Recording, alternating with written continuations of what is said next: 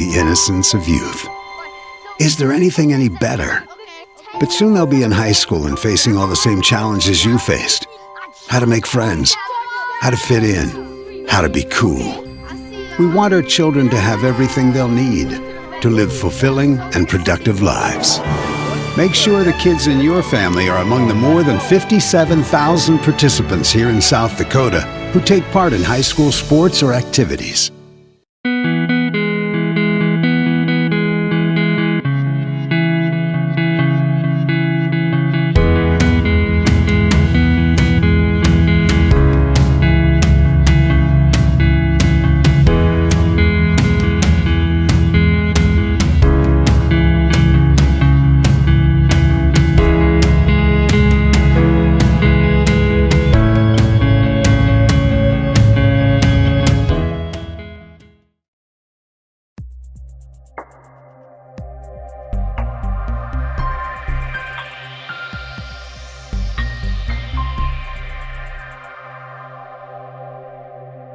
In times like these, it's good to know there's a place where people know who you are, no matter how long you've been gone. A place where the smells of home cooking are still in the air, where a simple wave warms your heart, and sharing stories is just a way of life. It's good to be home.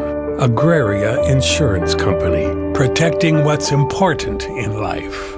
Contact your local Agraria Insurance Company agent. Let's be real. You work. You worry. You wait. You wonder. These are the challenges of life on the farm. As a community bank, First Bank & Trust understands this rural reality. They're big enough to help ag producers grow for the future and small enough to get to know you right now. Our ag bankers have ag backgrounds, which means we'll help you work through the tough years and make the most of the great ones. First Bank & Trust. Real banking, real easy.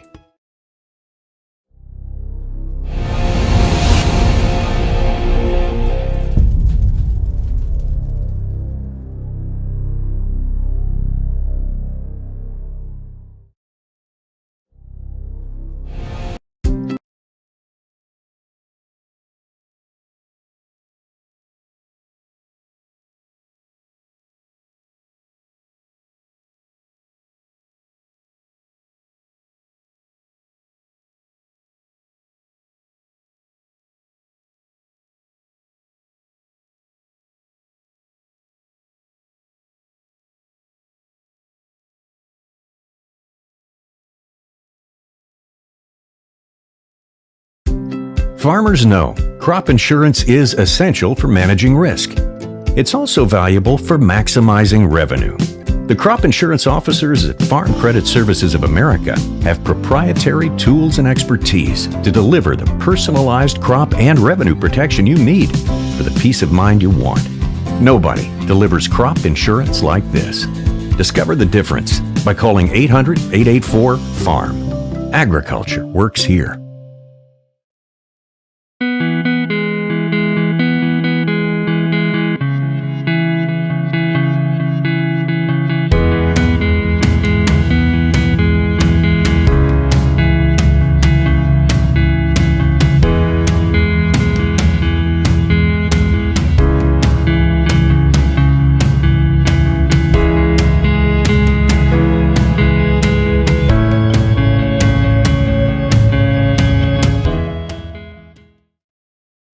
Times like these, it's good to know there's a place where people know who you are, no matter how long you've been gone.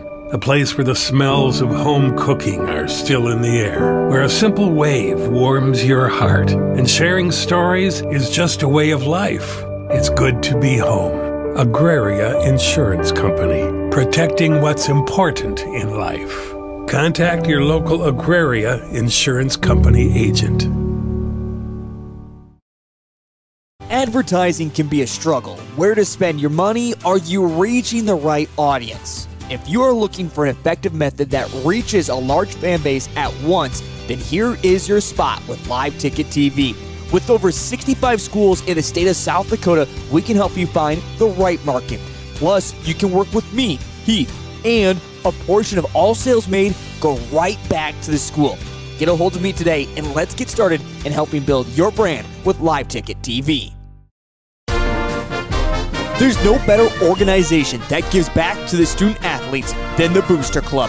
The Vermillion Booster Club is committed to helping all student athletes grow. Join the Tanager faithful today by becoming a member at GoTanagers.com. While you're there, check out team apparel for your favorite sports team. Like them on Facebook to stay up to date on all the latest information and sports games. Join the Vermillion Boosters today and go Tanagers!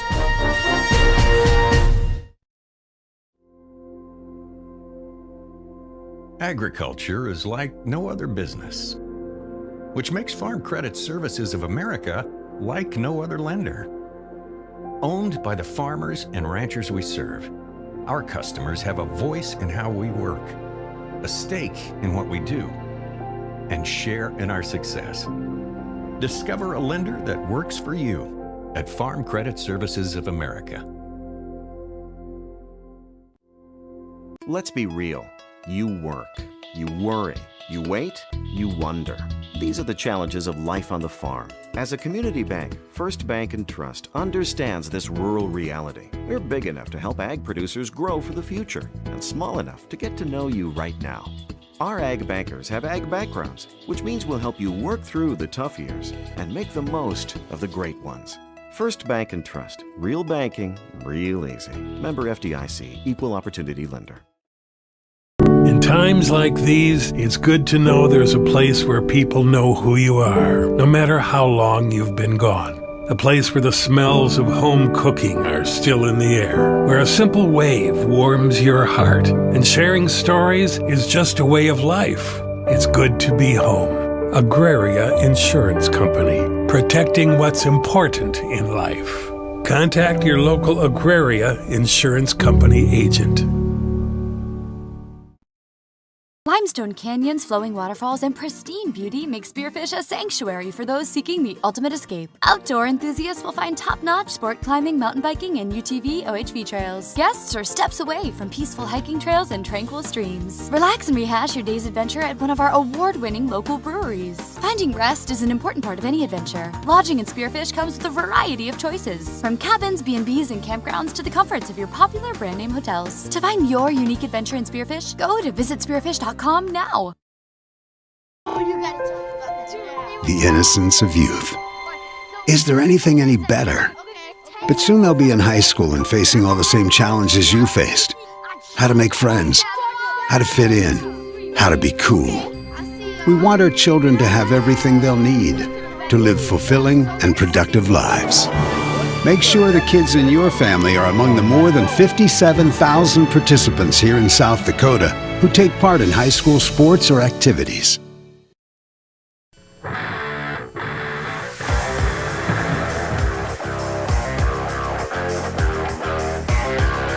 As the temperatures change outside, the comforts of the Dakota Dome become even more relevant. And tonight, it sure is going to be a heated one, as it's homecoming night here in Vermillion. It's Friday Night Lights. Game moved up to 6 o'clock, but nothing gets better than this on a Friday evening. Welcome to Live Ticket TV and the pregame show. I'm Heath Nimke. Let's dive right on in on this Friday evening.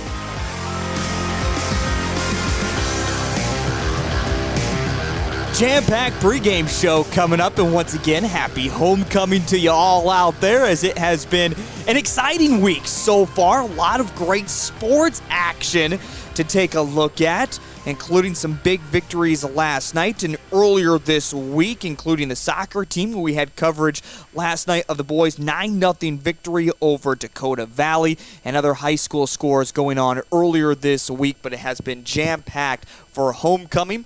Also want to give a big shout out and congratulations to our homecoming king and queen, Sydney Christensen and Roz Baylor, who are your queen and king for this 2022-2023 school year, as they were crowned on Monday evening. As we mentioned, then plenty of activities going on, including one of my favorite events happened this past Wednesday, where the high schoolers actually get let out of school for the day and they go around to the community of Vermillion and cleaning it up. It is their give back to the school. And then some kind of rainy conditions, cloudy conditions throughout the afternoon, a little bit of sunshine mixed in there as well for the homecoming parade. And now we get set for a 6:08 kickoff for this evening between the Vermillion Tanagers and the Custer Wildcats. Well, going into this game, there probably hasn't been maybe the biggest hype around it for the Vermillion Tanagers, as, let's be honest, this is a Custer team that continues to just work through their transition as a school and also making that transition up to Class 11A, and more specifically going to be trying to enjoy what they have coming up tonight, this opportunity to play inside the Dakota Dome. As I mentioned, temperatures are starting to change outside. We saw 90s here earlier this week, but things have certainly changed outside and are starting to feel a whole lot more like fall, but it is nice to have this comfortability of the dome here tonight. What we're going to be taking a look at coming up during the pregame show is a look at the two teams of Custer and Vermillion. Catch up with Coach Williams of the Custer Wildcats and talk about his squad that only features 26 players on the total roster. And for Tom O'Boyle, after the biggest loss so far this season against the West Central Trojans, how do they make a transition now? How do they look to finish off the month of September with what right now on their schedule is the two easiest teams that they have seen so far, including coming up next week against Chamberlain. We're going to dive more into Class 11A, the schedule that remains ahead for Vermillion here in just a moment. Plus, we'll get into our starting lineups, and before you know it, it will be kickoff time, and we are excited for this homecoming matchup and see if the Vermillion Tanagers can get to 2-3 on their schedule. Tonight's broadcast is also brought to you by our live ticket TV sponsors of Vermillion, including First Bank and Trust. Enjoy the convenience of digital banking from anywhere, including fast and secure mobile and online options.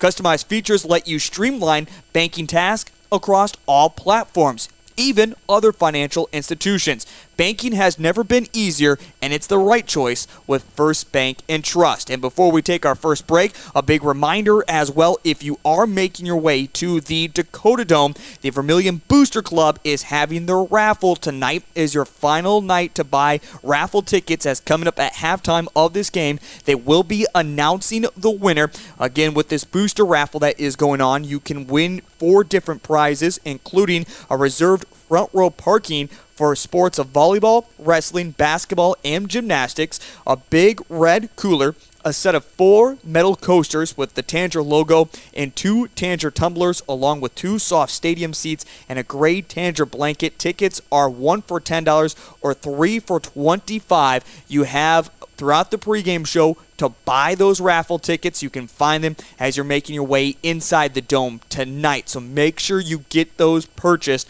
Again, we'll announce that winner coming up here on the broadcast at halftime as well. All right, it is time for our first break, and when we come back, it's a look at Class 11A. What have we seen so far? That is on the way next here on Live Ticket TV.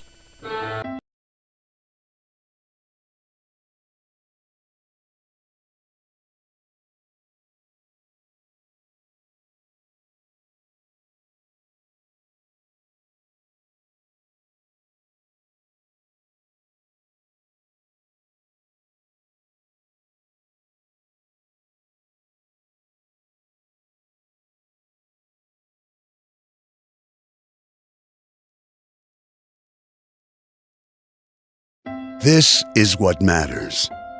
This is beyond X's and O's. This is the difference mutual respect makes. This is what character looks like. This is what defines us in South Dakota. This is sportsmanship. School sports, it's not the outcome that matters most, but the way the games are played. This message presented by the South Dakota High School Activities Association and the South Dakota Interscholastic Athletic Administrators Association. Let's be real. You work. You worry. You wait. You wonder. These are the challenges of life on the farm. As a community bank, First Bank & Trust understands this rural reality. They're big enough to help ag producers grow for the future and small enough to get to know you right now. Our ag bankers have ag backgrounds, which means we'll help you work through the tough years and make the most of the great ones. First Bank & Trust. Real banking, real easy. Farmers know crop insurance is essential for managing risk. It's also valuable for maximizing revenue. The crop insurance officers at Farm Credit Services of America have proprietary tools and expertise to deliver the personalized crop and revenue protection you need for the peace of mind you want. Nobody delivers crop insurance like this. Discover the difference by calling 800-884-FARM. Agriculture works here.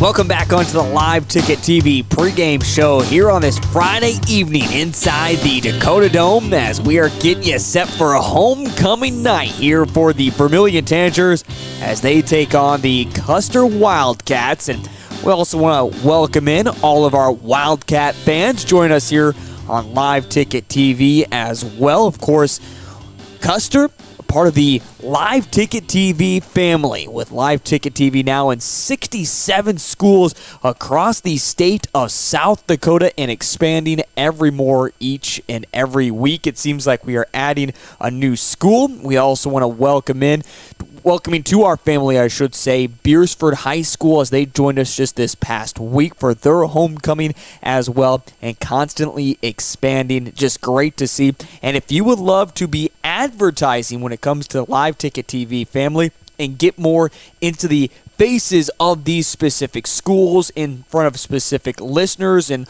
viewers as well, well then let's get started today with Live Ticket TV advertising. Plus, a portion of all sales made goes right back to the schools. You can find out more with the advertising packages that are offered by contacting your local Live Ticket TV rep. And here in Vermillion, that's pretty simple. And across, I guess, the Southeast region, that's one simple person who will be taking care of you. That is the voice you are currently hearing right now, Heath Nimke. I will certainly help you get set up and get started with that today as, again, we continue to expand, especially here across the southeast portion of our state. We've added another 4 schools here in the past month, so it has been very successful.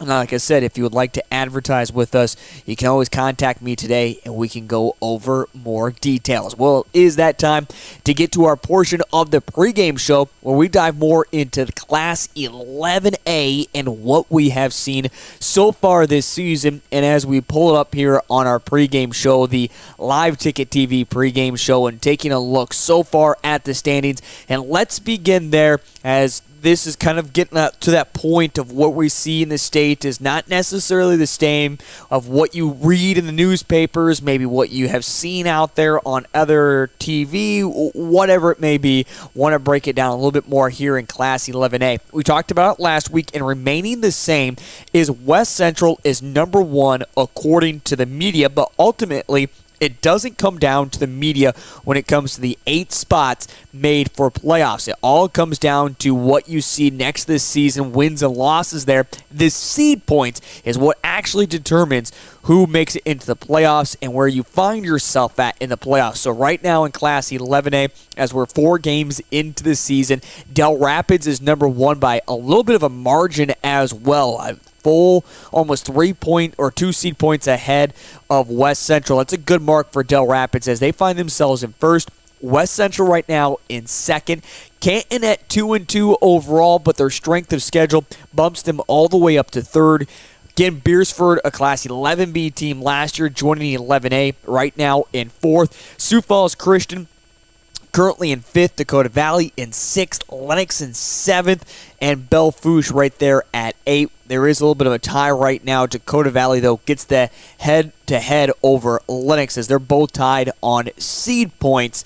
Otherwise, Vermillion currently finds themselves just outside of the playoffs at 1-3, but less than a seed point behind Belfouche, who they'll still be playing later on this season. We'll take a look at that full schedule here in just a moment. Otherwise, Chamberlain behind Vermillion, of course, next Friday. Vermillion does travel out to Chamberlain. Madison is down in 11th. We could see them making some jumps later on this season. Custer right now down in 12th, Millbank in 13th, and Lakota Tech rounds out the 14th spot. But again, 1 through 8 make it into the postseason, and it all comes down according to the seed points. So Vermillion finding themselves just outside of that mark right now. But again, you get a certain amount of seed points for wins and losses and how your opponent record is. You get a full 50 seed points if you be a top-ranked team. So for Vermillion, they're not going to quite get those seed points if they find their win against the Custer Wildcats tonight. Otherwise, as I mentioned, home here against Custer for homecoming evening. Otherwise, on the road to Chamberlain. Otherwise, hosting Canton and Madison. Going to be 2 tough games coming up ahead for those two before wrapping up their season on a Thursday evening all the way out in Belfouche, South Dakota. But you can see the wins and losses there on the side. Vermillion right now has a little bit of a favorable schedule, but certainly that's been the question going around is where can you find yourself at 4 wins or 5 wins? Does it enough to make the postseason? A lot of people have said that right now the way Class A is shaping up, you might just be able to make the playoffs at 4 and 5 overall. But who is going to get that spot? It may even come down to that final Thursday evening, again when Vermillion is traveling out to Belfouche. And that is a look at Class 11A, what Vermillion has done so far with their schedule and what they have upcoming. Again, right now, as the coaches would say, 1 game at a time as they're just focused on Custer. All right, before we step aside, we want to say a big thank you to our sponsors once again for bringing you tonight's coverage, including First Bank and Trust in Vermillion. Enjoy the convenience of digital banking from anywhere, including fast and secure mobile and online options. Customized features let you streamline banking tasks across all platforms, even other financial institutions. Banking has never been easier, so make it First Bank and Trust in Vermillion. All right, we're going to step aside, and when we come back, it's time to dive into our coaches' interviews, as we'll catch up with head coach of the Vermillion Tanagers, Tom O'Boyle, here in just a little bit. But up next, it's Coach Williams of the Custer Wildcats. He's on the way next here on Live Ticket TV.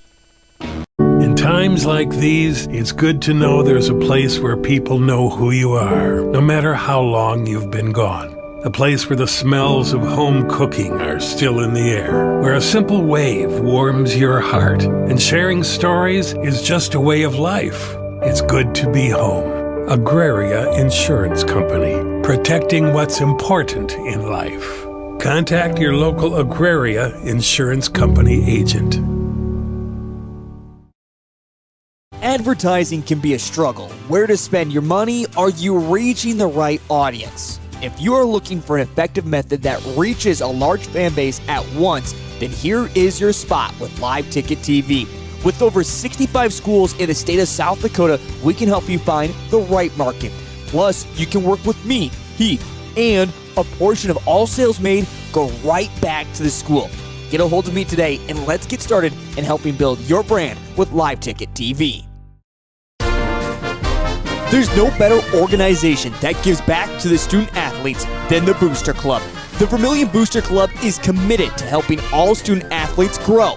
Join the Tanager faithful today by becoming a member at GoTanagers.com. While you're there, check out team apparel for your favorite sports team. Like them on Facebook to stay up to date on all the latest information and sports games. Join the Vermillion Boosters today and go Tanagers!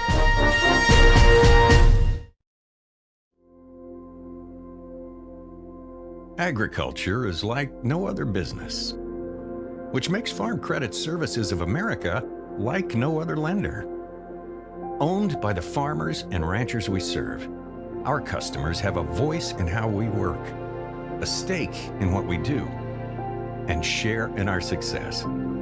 Discover a lender that works for you at Farm Credit Services of America.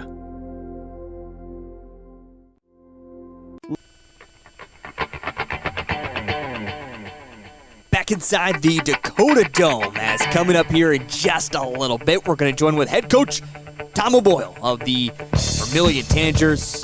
Right now it's time to get into the other coaches' conversation. Coach Williams of the Custer Wildcats.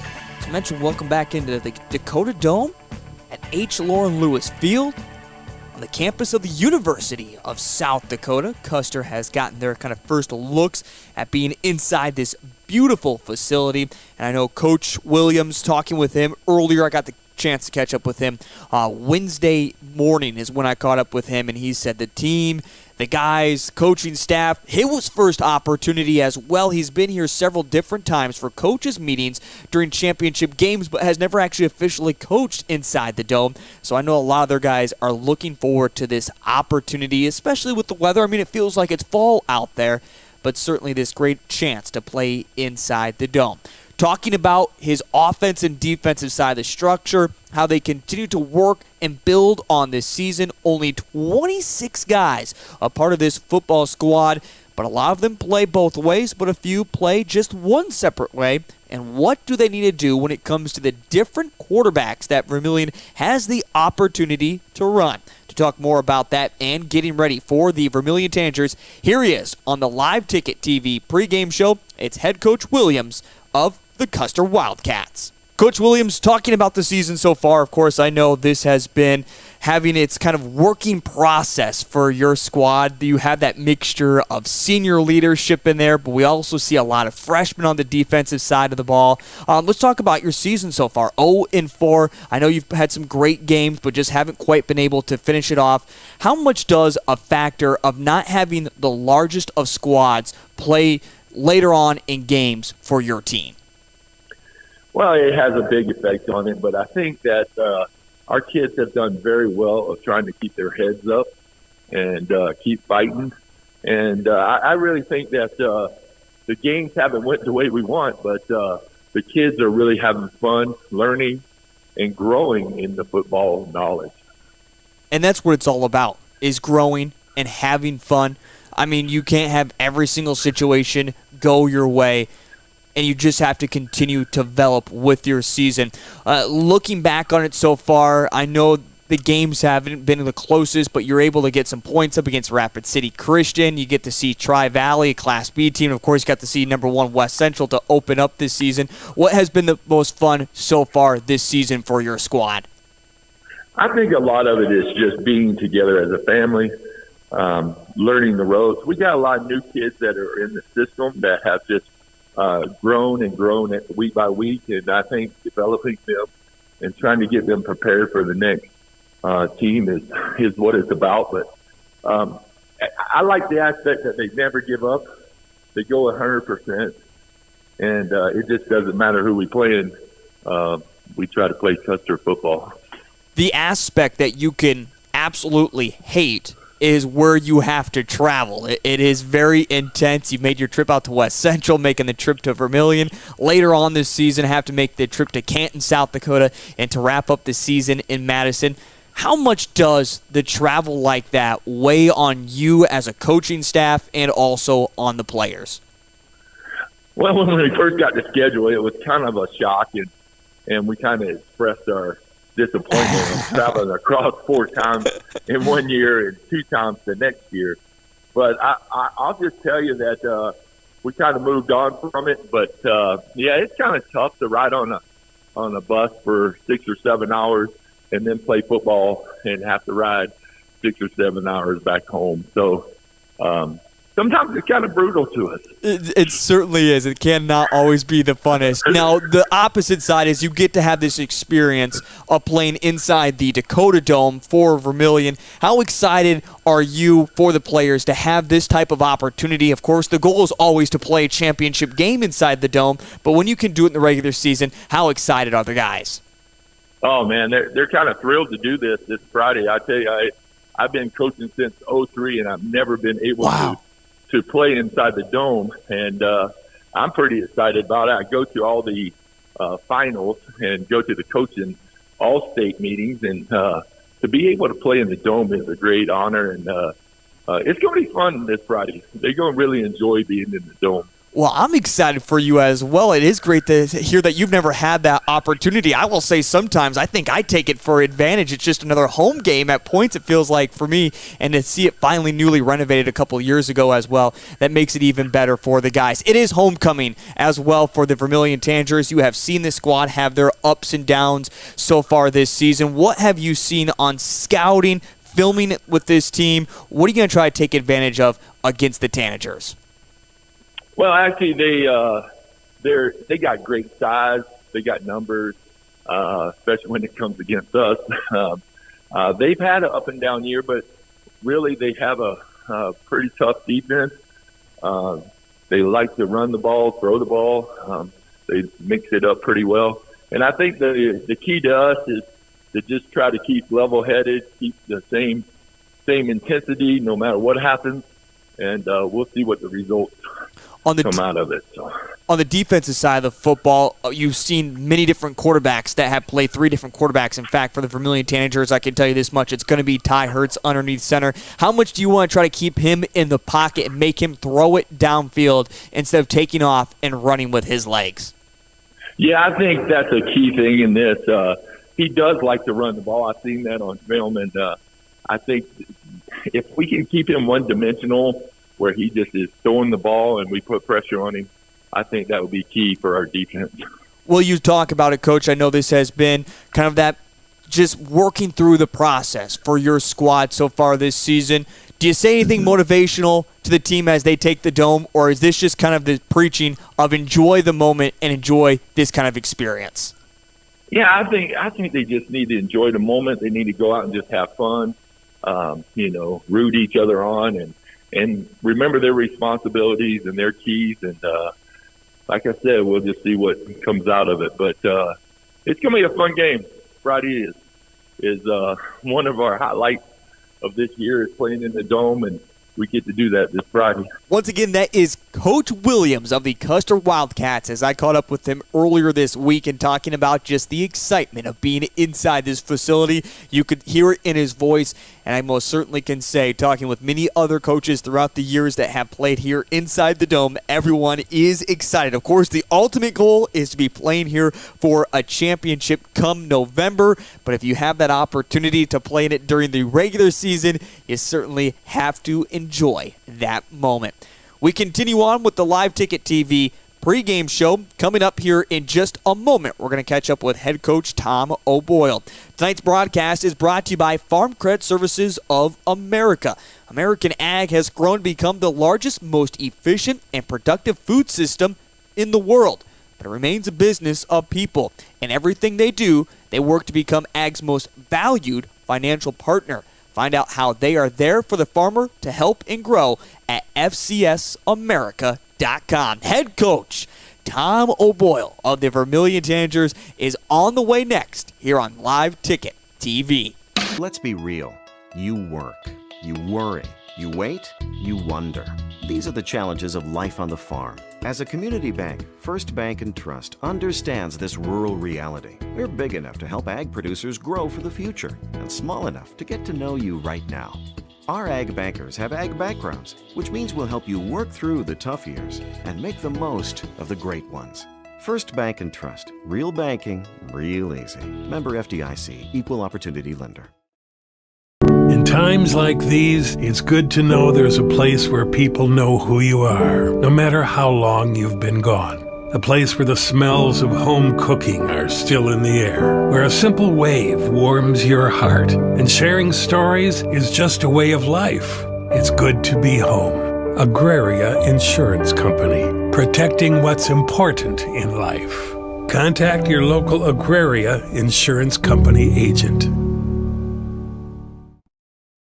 Limestone canyons, flowing waterfalls, and pristine beauty make Spearfish a sanctuary for those seeking the ultimate escape. Outdoor enthusiasts will find top-notch sport climbing, mountain biking, and UTV OHV trails. Guests are steps away from peaceful hiking trails and tranquil streams. Relax and rehash your day's adventure at one of our award-winning local breweries. Finding rest is an important part of any adventure. Lodging in Spearfish comes with a variety of choices, from cabins, B&Bs, and campgrounds to the comforts of your popular brand-name hotels. To find your unique adventure in Spearfish, go to visitspearfish.com now.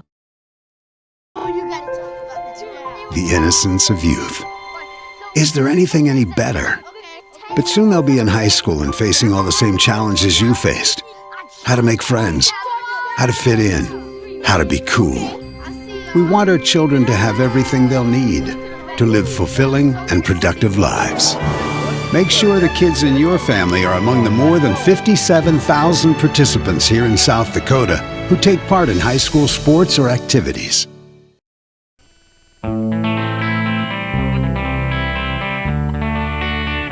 This is the Live Ticket TV pregame show as we're getting you set for homecoming night with kickoff coming up just after 6 o'clock between the Vermillion Tanagers and the Custer Wildcats. Welcome back into the pregame show as it's time to get to our conversation with head coach Tom O'Boyle. He'll be here in just a moment, but want to thank our sponsors, including Farm Credit Services of America. American Ag has grown to become the largest, most efficient, and productive food system in the world, but it remains a business of people. In everything they do, they work to become Ag's most valued financial partner with Farm Credit Services of America. Find out how they are there for the farmer to help and grow at fcsamerica.com. Well, going after last week a 33-0 loss, and even at halftime it was only 7-0. Vermillion looked like they could have a chance at upsetting number 1 West Central. But quickly things got out of hand in the second half for the Tanagers. As we mentioned, they fell to 1-3 after the loss last week against West Central. And now here on the pregame show, it's time to catch up with head coach Tom O'Boyle. And here was his final statements about that game last Friday and how his team needs to build and get ready for Custer coming up tonight. You know, there are a lot of positives to take from the first half, and you know, we're healthy. We now have everybody back this week, and everybody's 100%. So we feel pretty good about our prep and what we've done, and we're looking forward to taking on Custer, who's going to have a lot of fun traveling to Vermillion. You know, not so much the ride, but being able to play in the dome and experience the life under the tent. So we know that Coach Williams to have them ready to play. We want to be the best football team we can be in all 3 phases of the football game for the first 12 minutes. That's what we've talked about. We've simplified things to go 12 minutes at a time, and I think at this point in time, kids understand that concept. Yeah, it's going to be really exciting for Custer to come down to the Dome. We'll talk more about them here in just a moment, but also with the excitement for your squad of it being homecoming. I know on Wednesday as well, you get that kind of day off of the school for the high schoolers to go out in the community and help give back. That's such a cool thing to do. Then, of course, all the coordination that is going on, all the celebration. Has there been any lack of focus at practice? How has everything been making sure the team does stay focused and doesn't enjoy homecoming too much until after the football game on Friday night? You know, I'll be quite honest with you. Our kids handle things great. I didn't notice anything last year, and certainly at this point, you know, we're a couple practices in, but I haven't noticed any kind of distraction or lack of focus. So, you know, we're fortunate that our kids understand that you know what we're asking them to do and be a good football team Friday night, and the prep that involves, and find some intensity. So. You know, Heath, we haven't been, you know, that I'm glad they have fun at school, and I'm glad they have fun doing the things that all the things that come with homecoming. It's kind of nerve-wracking for a football coach, but we haven't really been touched by too much of that. Of course, homecoming is always a great time for the students. As you mentioned, staying away from the distractions and just focusing on the game. Well, when it comes to homecoming as well, Coach, as you know, that's kind of the goal, to schedule a team that you can beat, you can enjoy. Custer is a great football team, but how much is depth going to play a factor here in this game as you look at the Custer Wildcats not going very deep in their lineups that they have? Well, I think it's two teams fairly similar. We're not blessed with an abundance of guys on our sideline, and Coach Williams isn't either. Their kids play hard, and in the situation that Vermillion and Custer are in, conditioning's a huge factor because a lot of our kids play, all three phases. They'll play offense, they'll play defense, and they'll come off the field on special teams. So, it's a give and take with trying to break some new kids in and get some more reps. We've identified some young guys that we're going to play on one side of the ball this week, so we hope to be a little fresher in our lines. I think with Custer coming in and their record, and with Vermillion coming in and our record, it's not this game's up for grabs. Either team could win, and I certainly would be disappointed if that was the outcome. But I think our kids realize who we are and where we can be here at the end of September, and they seem to be spot on with their focus. And going off that was something you made quick mention to in the loss after the West Central game when you caught up with me, is we just need to win. And looking at the schedule that's laid out in front of you, I know you guys have kind of started to crunch the numbers. A lot is still out there. But when it comes to the month of September and the beginning of October, how important is it to find wins for your squad and make sure you're going into the right spot in those final two games of the season? Oh, it's critical. Each and every snap, when we had the conversation last night, and it kind of raised some eyebrows of our seniors. But we talked about this you could have 5 games left, and you could have 5 games, and with that come about 3 practices a week. So you're down to 15 practices left, maybe forever, if you don't choose to go to the next level and put pads on. So you break things down, you simplify it, you point out the things that that maybe we take for granted at times when we're young like that as players and as coaches. We try to remind them that you have to seize the day, you have to be there in the moment.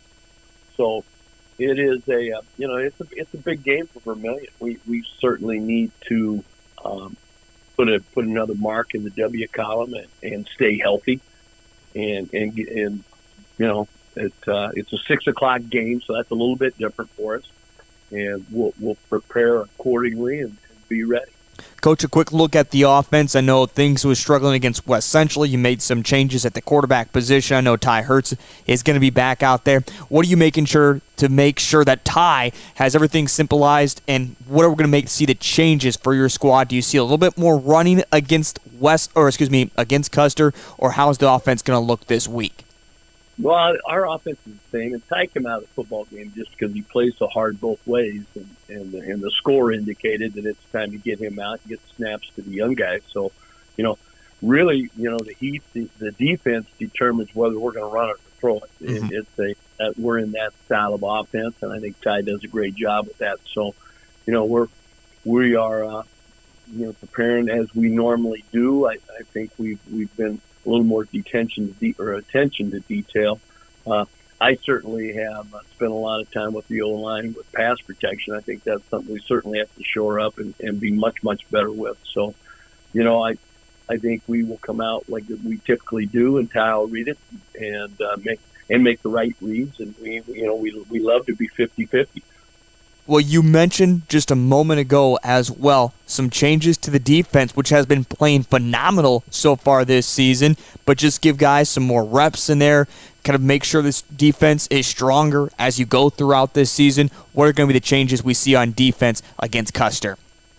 Well, we're not going to see great changes. We're just going to see some different personnel in there where we're giving guys a rest one side of the football and trying to keep them fresh, and a little more slant and angle up front, but other than that, it's not a change, and and we hope our kids show up ready to go. Once again, that is head coach Tom O'Boyle discussing a little bit more on just getting more personnel in against the Custer Wildcats and how his defense and offense will look tonight here on homecoming evening. Speaking of the starting lineups, we're going to get to those here in just a moment, offensively and defensively for the Wildcats and the Vermillion Tanagers as we get you closer to kickoff for homecoming night here on Live Ticket TV. And a reminder, if you are watching out there on Live Ticket TV or on Vermillion Tanagers Live, make sure you hit the subscribe button as well, and make sure you share the broadcast with your friends out there on social media. And don't forget to download the Live Ticket TV app. Now in over 65 schools across the state, Live Ticket TV has your ticket to the game from the comfort of your own home or on the road. Find complete coverage of your favorite team. Again, with the Live Ticket TV app, just download it in the Google Play Store or in the Apple Store today. All right, a look at your starting lineups for the Custer Wildcats and the Vermillion Tanagers is on the way next here on the pregame show. This is what matters. This is beyond X's and O's. This is the difference mutual respect makes. This is what character looks like. This is what defines us in South Dakota. This is sportsmanship. School sports, it's not the outcome that matters most, but the way the games are played. This message presented by the South Dakota High School Activities Association and the South Dakota Interscholastic Athletic Administrators Association. Let's be real. You work. You worry. You wait. You wonder. These are the challenges of life on the farm. As a community bank, First Bank & Trust understands this rural reality. They're big enough to help ag producers grow for the future and small enough to get to know you right now. Our ag bankers have ag backgrounds, which means we'll help you work through the tough years and make the most of the great ones. First Bank & Trust. Real banking, real easy. Farmers know crop insurance is essential for managing risk. It's also valuable for maximizing revenue. The crop insurance officers at Farm Credit Services of America have proprietary tools and expertise to deliver the personalized crop and revenue protection you need for the peace of mind you want. Nobody delivers crop insurance like this. Discover the difference by calling 800-884-FARM. Agriculture works here.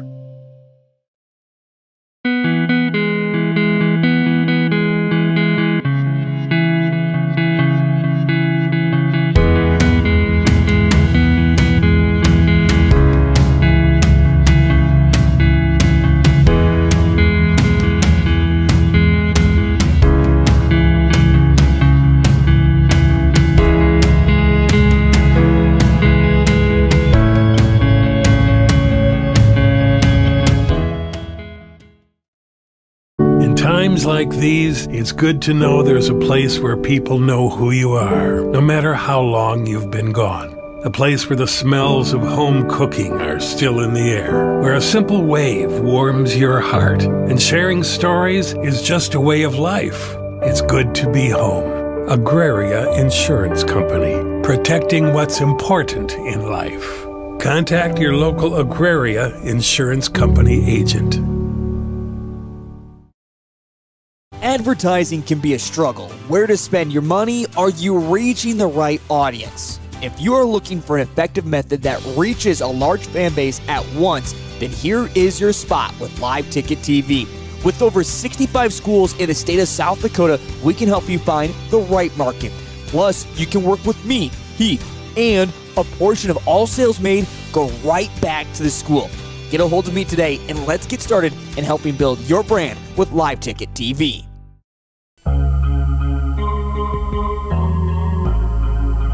Back inside the Dakota Dome as we're getting you set for kickoff between the Vermillion Tanagers and the Custer Wildcats. Just caught up a moment ago with head coach Tom O'Boyle, the head coach of the Vermillion Tanagers, talking about last week's loss against the West Central Trojans and how they look to finish off the month of September strong and see if they can't find a win here on homecoming Friday night against the Custer Wildcats. And of course, just as we mentioned, ending on a good note for this month of September. Tonight's broadcast is also brought to you by our scoreboard sponsor, Farmers Union Insurance. They value what's important to you and your way of life. Whether you're a driver, homeowner, farmer, or business owner, let them show you how they can provide the protection you need. Find your local agent in Yankton, James Murphy, and let's get started today. You can also find out more at farmersunioninsurance.com. All right, it is time for our starting lineups for both the Vermillion Tanagers and the Custer Wildcats. And let's begin with the Vermillion Tanager offense, as a lot remains the same over the past couple of weeks as Ty Hertz is back in there at the starting quarterback position. We have seen him be removed a couple different times throughout this season to give him more rest as he does play defensively, but so far Ty Hertz will be leading the offense tonight. He is one of the main rushers, has rushed for almost 200 yards so far this season. Coming into tonight, he wants to improve those passing numbers. 10 of 31 through the air for just 79 yards, a touchdown, and 3 interceptions on the evening. Lining up left or right of him will be the running back, Jeremy Crow. Crow is the leading rusher for the Vermillion Tanagers with 47 carries and 217 yards, just 1 touchdown against the Millbank Bulldogs. And protecting those two in the backfield will be your offensive starting lining, going left from right at the left tackle position. It'll be number 55, Carter Skogsberg. The left tackle, number 59, Raleigh French. The center is Colton Chapman, number 50. Number 65 will be your right guard, Eric Solzy. And the right tackle for tonight will be number 70, Roz Baylor, the homecoming king. Some of the wide receivers that we'll see running routes this evening, a platoon of different guys that the Tanagers will use, but the main ones they look for include Connor Larson, Zone Robinson, Luke Knutson, and Trillian Sorrell. Of course, Zone Robinson is having himself a great season so far. He is the main target with 15 receptions for 246 yards. Connor Roehrig has also been providing some big numbers as of late. He'll come in and also get Trillian Sorrell has had 4 receptions for 82 yards and a touchdown for the Vermillion Tanagers. And that is a look at Vermillion's starting offense. On the defensive side for the Custer Wildcats, we will see kind of this mixture of guys that don't necessarily play both ways, but a very big secondary is what the Custer Wildcats like to run with. But first, let's take a look at up front, going up and working inside the trenches, working from left to right as we see it. Defensive end, Califer True.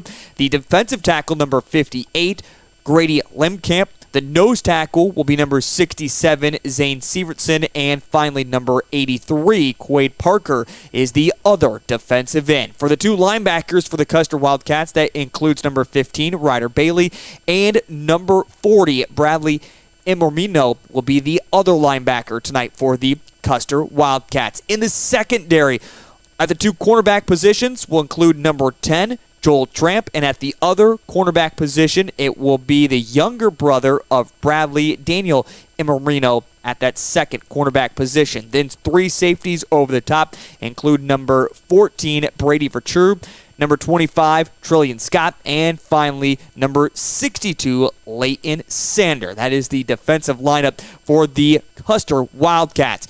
Let's flip the coin now and take a look at the Custer starting offense. They will run a little bit different than the Vermillion Tanagers, including bringing fullback and running back. They do like to run the football a lot more than they like to pass. But along the trenches tonight for the Custer Wildcats will feature the left tackle, number 65, Tanner Jackson. At left guard, number 52, Lane Geisner. The center will be number 72, Peter Hernandez. Right guard will be number 58, Grady Learcamp. And finally, the right tackle will be number 67, Zane Sievertson. The wide receivers split out include Joel Tramp, number 10, and also number 19, Aiden Souffleur. And the tight end tonight for the Custer Wildcats will be Quade Parker.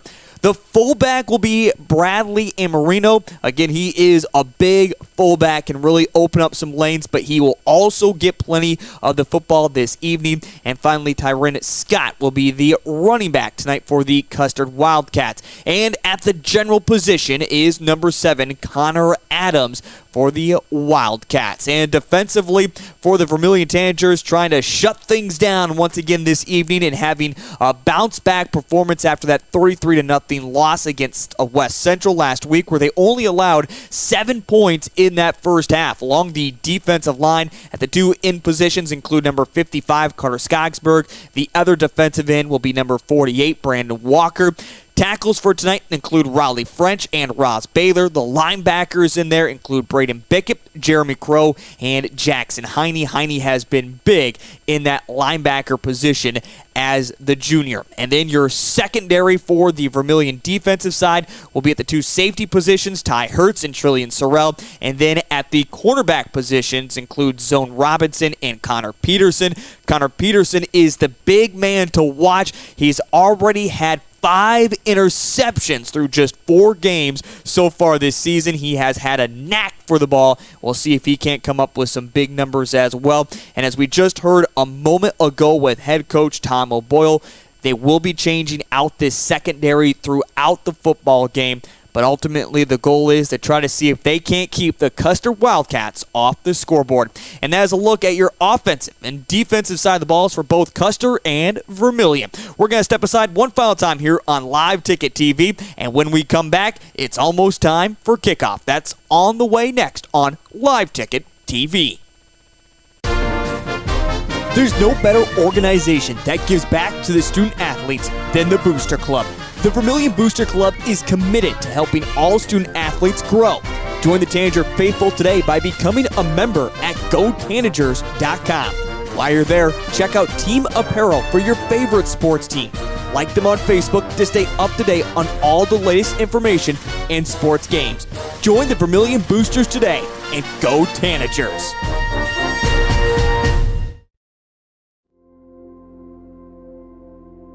Agriculture is like no other business, which makes Farm Credit Services of America like no other lender. Owned by the farmers and ranchers we serve, our customers have a voice in how we work, a stake in what we do, and share in our success. Discover a lender that works for you at Farm Credit Services of America. Let's be real. You work, you worry, you wait, you wonder. These are the challenges of life on the farm. As a community bank, First Bank & Trust understands this rural reality. We're big enough to help ag producers grow for the future and small enough to get to know you right now. Our ag bankers have ag backgrounds, which means we'll help you work through the tough years and make the most of the great ones.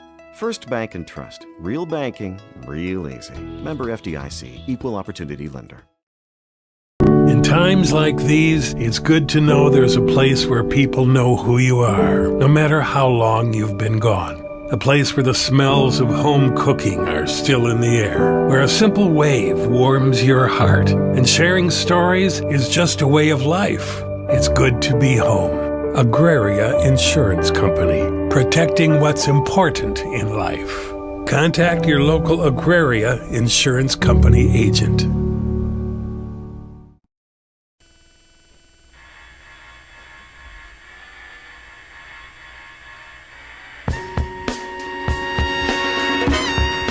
Back inside the Dakota Dome at H. Lauren Lewis Field on the campus of the University of South Dakota. Welcome to Friday Night Lights between the Vermillion Tanagers and the Custer Wildcats as the Dakota Dome starts to get filled up.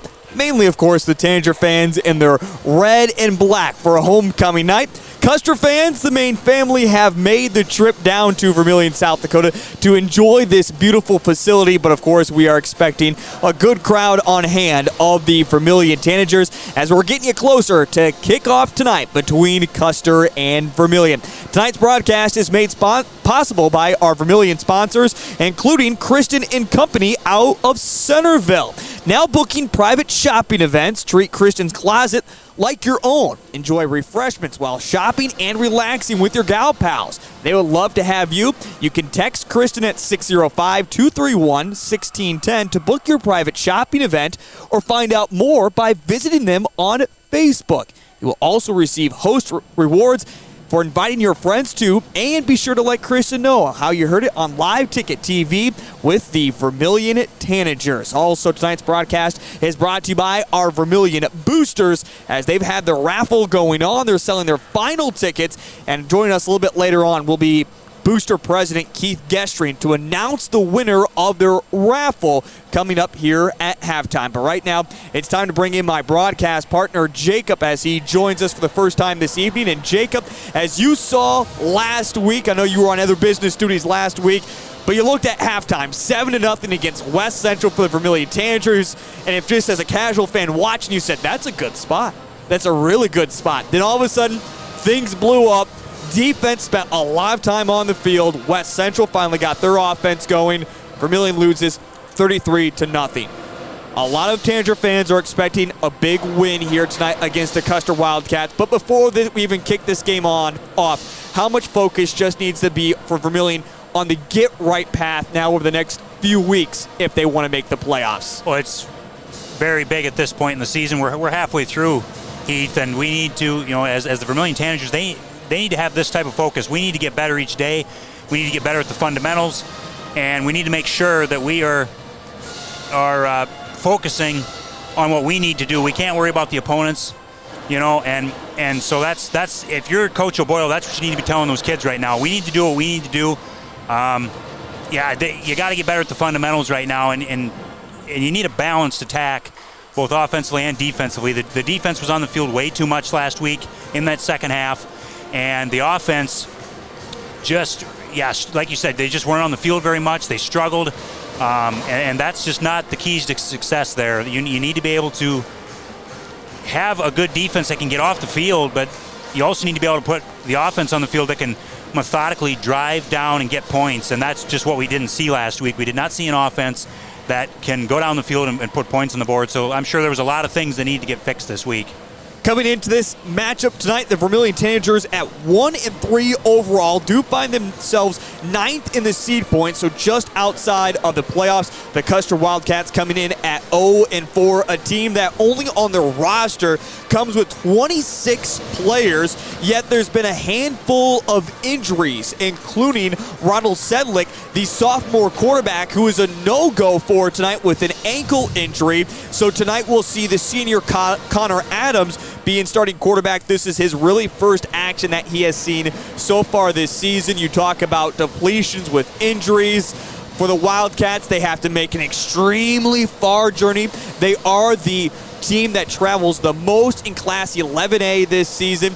Yes, it's nice to play in the Dome, but how much do you need to let that go right now for Custer and just make sure you stay focused on the task at hand and try to find an upset tonight? You need to just go out and play your game if you're Custer. And honestly, like you said, that long bus ride, that can be what gets a lot of teams, and regardless of the class. I mean, even the big schools, the Sioux Falls schools that got to go out and play Rapid City or vice versa, that's just a big, long task, just the bus ride alone. And then you get here, you feel like you're kind of jet lagged or bus lagged, so to speak. Yep. I mean, you just get tired from the trip, and so they just need to come out focused, just feel refreshed, and just play your game.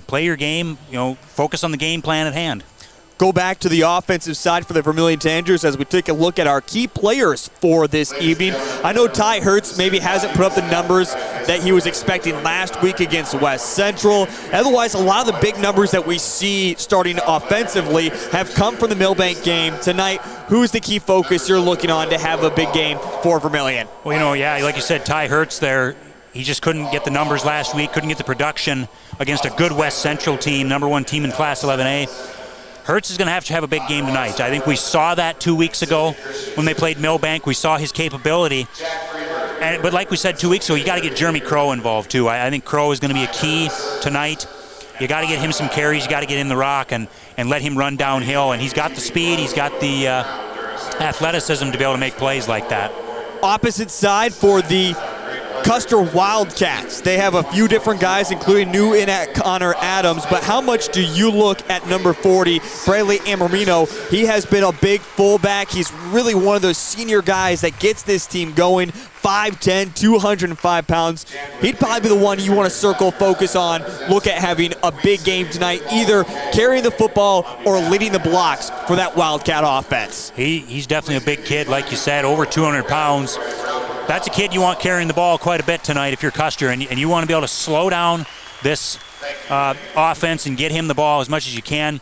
Vermillion likes to run fast-paced offense. They like to get up and down the field, so if you can keep the ball away from Vermillion, and if you've got a running back like that, you've got a guy that's over 200 pounds who's a big, strong, physical kid, get him the ball and just get 3, 4, 5 yards of carry, and you'll wear down this Vermillion defense if you keep running the rock for 4 quarters.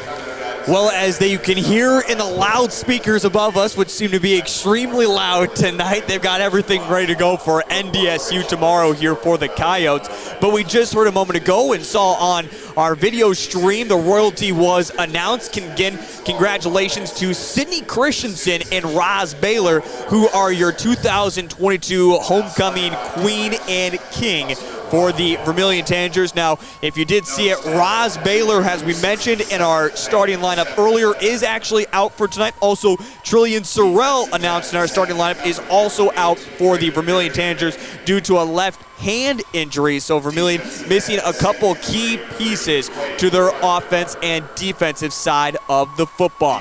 Once again, great to have you along here on Vermillion Streaming as Kickoff is coming up here just in a little bit as they announce these starting lineups. Again, Connor Adams, the starting quarterback for the Custer Wildcats, who is coming in his first action after an injury to Roland, an ankle injury. He will not be seen tonight for Custer. Also, this one is kicking off at 6 o'clock, which means we're about an hour ahead of everybody else due to that travel for the Custer Wildcats. Jacob, as we pull it up here quick, around the rest of Class 11A, some more great games going on for tonight, including receiving votes. Lennox is taking on Beersford in Lennox. Also, number 1 West Central takes on number 4 Canton. What's the big game that you're looking at tonight? Or maybe is it even down in Dakota Valley where Madison and Dakota Valley are playing at? You know, I look at this 11A schedule, and I think the big game to watch tonight in 11A is that West Central Canton game. That's one that's on the radar tonight. 2 teams that are powerhouse programs. West Central number 1, Canton also in the top 5, and that could be a hard-hitting physical football game. Both those teams like to run the ball. West Central has gotten into a little more of a passing game through the years, in recent years now, but certainly that should be 2 of the top teams in 11A going at it tonight. Canton has 2 losses, mind you, but they lost by 1 point to Beersford, by 6 to Del Rapids. Both those teams in the top 5. So Canton, even though they're 2-2, I would not count them out yet in the title hunt. Yeah, there's a lot of openness when it comes to Class 11A. We have seen in years past, it seems like there's this 1 or 2 teams that could run away with it and win this title. But this year, it doesn't seem that way. It really seems open to anyone this year. And again, Vermillion still trying to fight for their spot inside the playoffs. Yes, we do have 5 more games left on the season, but Vermillion currently finds themselves in that 9th position. Again, Vermillion Custer tonight, Chamberlain next Friday, before we welcome inside Canton on October 7th. Madison also here at home before we wrap up the regular season on the road to Belle Fourche. And again, the Tanagers 1-3 overall, taking on 0-4 Custer. All right, we're going to step aside for our national anthem. And when we come back, it's kickoff between Vermillion and Custer. That's on the way next here on Live Ticket TV.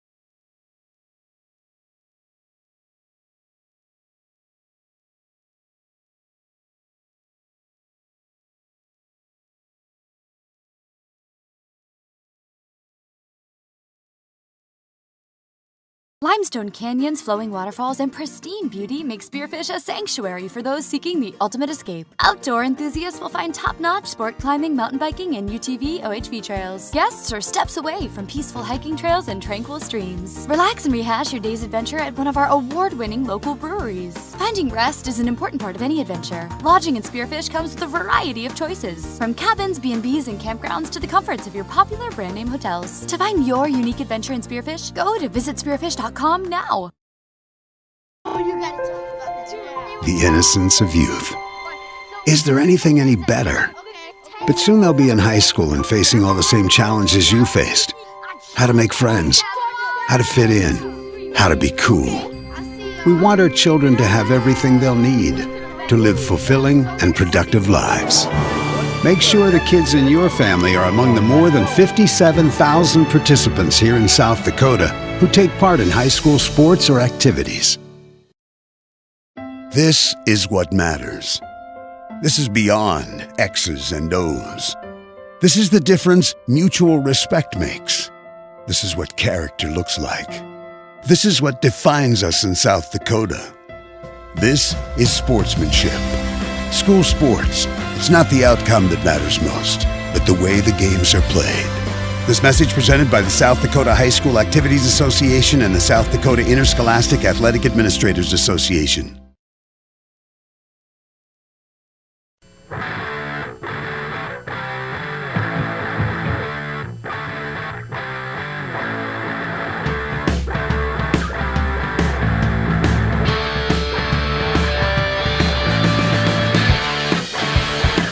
Welcome back inside the Dakota Dome at H. Lauren Lewis Field on the campus of the University of South Dakota. We are set and ready to go for game night tonight between the Vermillion Tanagers and the Custer Wildcats, as right now the captains are meeting at the South Dakota Kyle logo. Of course, they are also geared up and ready to go for tomorrow night, tomorrow afternoon, as coming up it will be the University of South Dakota taking on number 1 North Dakota State. It has also been a very successful week for homecoming. Of course, the parade earlier this afternoon, plenty of activities happening within the school, but when it comes to athletics, big wins last night and earlier this week, including volleyball getting the comeback against the T Area Titans, winning 3-1. And then last night, even soccer action for both the boys and the girls. Vermillion both found victories here at Veteran Sports Complex for the boys, 9-0, and the girls also won last night to help improve their spot in the playoff standings. The Custer Wildcats will get the ball first, and this will be an opportunity to see Connor Adams and this rushing attack that the Custer Wildcats will bring for this evening. It's all about pounding the rock and, again, enjoying this experience as well. We're set. We're ready to go. We welcome in everyone watching out on a live ticket TV. We also welcome in our Custer Wildcat fans that haven't made the journey to the Dakota Dome. Thank you so much for tuning into this broadcast of Live Ticket TV. Should be a fun night here in Vermillion, South Dakota, as both teams take the field. Again, the Tanagers will be kicking it off with Luke Knutson, soccer player for the Vermillion Tanagers, who did not play last night. And speaking of Luke Knutson, we'll hear more about him in our halftime interview with Kurt Nelson that is coming up, as the soccer team had their senior night last night. Again, they won 9-0 over the Dakota Valley Panthers. The Custer Wildcats in their all-white uniforms, numbers and letters that are in purple outlined by gold. The Tanagers in their home uniforms, red jerseys, numbers and letters that are in white with the white pants. Luke Knutson has it teed up at the 40-yard line, and we are underway for Friday Night Lights here inside the Dakota Dome, as this one goes all the way into the back of the end zone. And here comes the starting offense for the Custer Wildcats. Again, the general will be Connor Adams at the quarterback position, Trillian Scott, the running back, Bradley Emerino, the fullback. Along the line, left tackle, Tanner Jackson. Left guard, Lane Geisner. The center, Peter Hernandez. The right guard, Grady Learcamp. And the right tackle, Zane Sievertson. Wide receivers include Joel Tramp and Aiden Suflo, and the tight end is Quade Parker. They'll dot the I as they're going to give it off right away to Scott, who tries to find some space up the middle, does exactly that as he picks up a nice 6 yards on the opening carry of the football game. It's 2nd down and 4. Good first play there by Custer, just a simple dive play, lead with the fullback and see if that hole opened up, and it did, and good first job there by that Custer offensive line. Nothing special about what the Custer Wildcats are going to do. They're going to ram it down your throat. And catching up with Coach Williams earlier, he even said that. That's exactly all we're going to bring, is just make things super simple and try the run up the middle. This time, it gets stuffed for no gain. It brings up 3rd down and 4. That time, Vermillion able to close up the hole. Good job there by the linebackers filling those gaps and making the play, and that's what you like to see from your defense early on. So on 3rd down and 4, they pack the box, the Wildcats do, with a wide receiver split to either side. Back to Scott as he tries to get to the 30. He's able to fall forward to the 31. It's a 1st down as he picks up 5 yards for the Custer Wildcats. 10:47 here in the first quarter. First opening drive for Custer. 3 run plays, all immediately up the middle. And it works out as, again, not a whole lot going deep into their bench as they're trading guys in and out right now as Aiden Sluflo checks back in. Once again, the I formation as Adam goes underneath center. This time, they're going to hand it off to Bradley, the fullback. He's able to get to the 36. Pick up 5 yards. It's 2nd down and 5. Other than that one play, Heath, they're getting 5-6 yards of play. That is got to be a concern right now for the defensive coaching staff for Vermillion. You do not want to be giving up 5 or 6 yards right away in the game like this. Certainly so, and Gary Culver needs to be seeing that with his defense as even the linebackers are starting to cheat up a little bit more and more. This time they're trying to pitch to the outside. Fumbled. Robinson picks it up at the 28. Zone Robinson the opposite way. Touchdown defensively. It's the first defensive touchdown of the season as it was a pitch to the near side, dropped by Trillian Scott, picked up by Zone Robinson. He returns it for 28 yards, and Vermillion leads it 6-0 with 9:46 remaining in the first quarter. Wow, unfortunate for Custer there. They had a good drive going and just dropped the football. A little bit of a maybe errant pitch, but man, what a break for Vermillion to start this game. And now on to kick the extra point.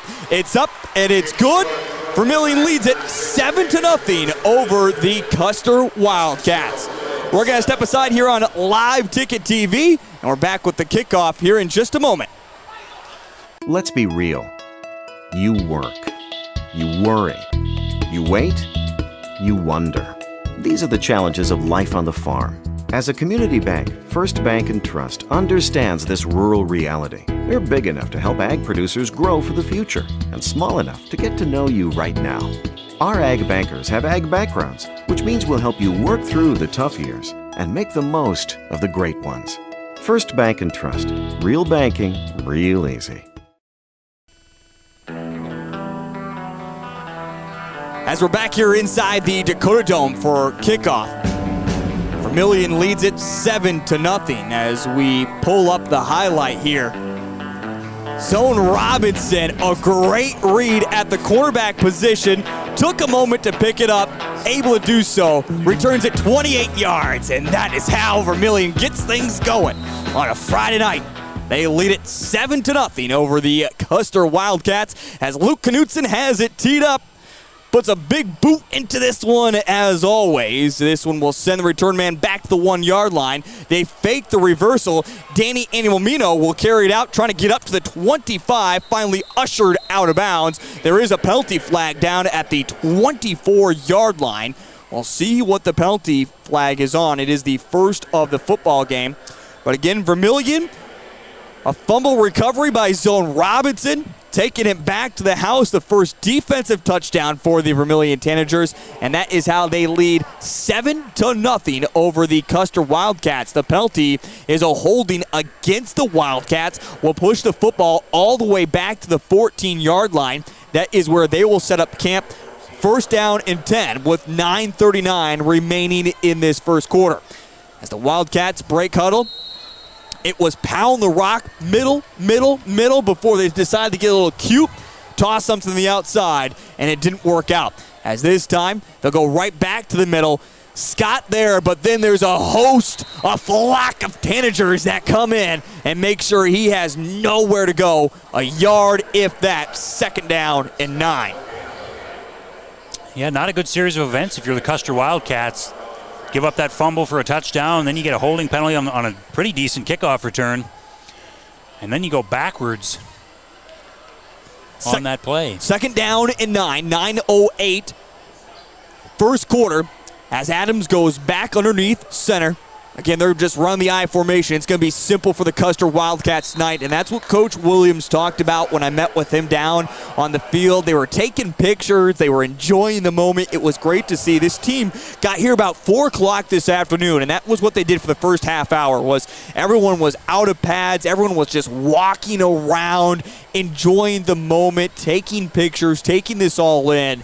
And this is certainly a great opportunity that if you don't get it every single time, I mean, a lot of teams over here on the east side of the state get this opportunity about every 2 years to play inside, but Custer, this was something they enjoyed seeing on their schedule, was this type of opportunity. They hand it off to Scott once again as he's going to come up 2 yards short. It will bring up, about a yard short, 4th down and 1 on the 3-yard rush.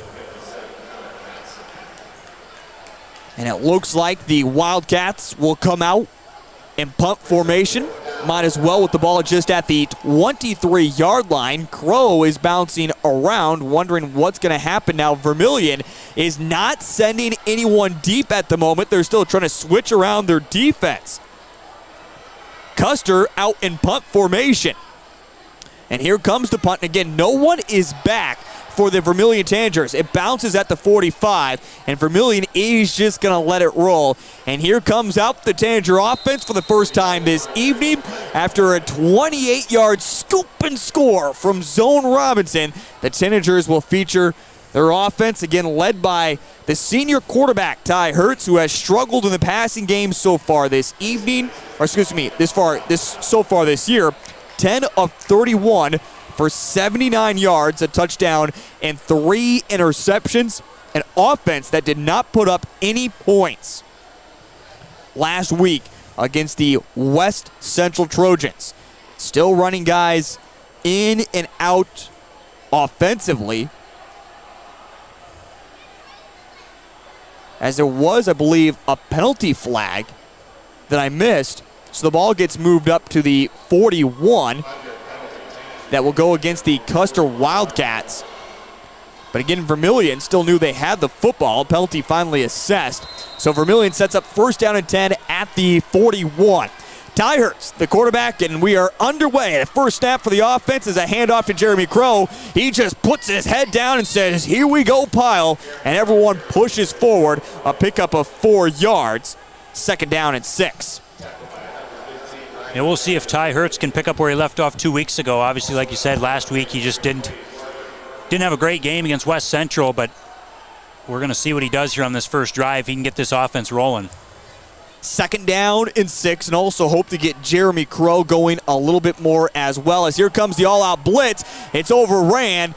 Ty Hertz just takes the space up the middle, picks up about 3 yards, and makes it a manageable 3rd down and 3 upcoming.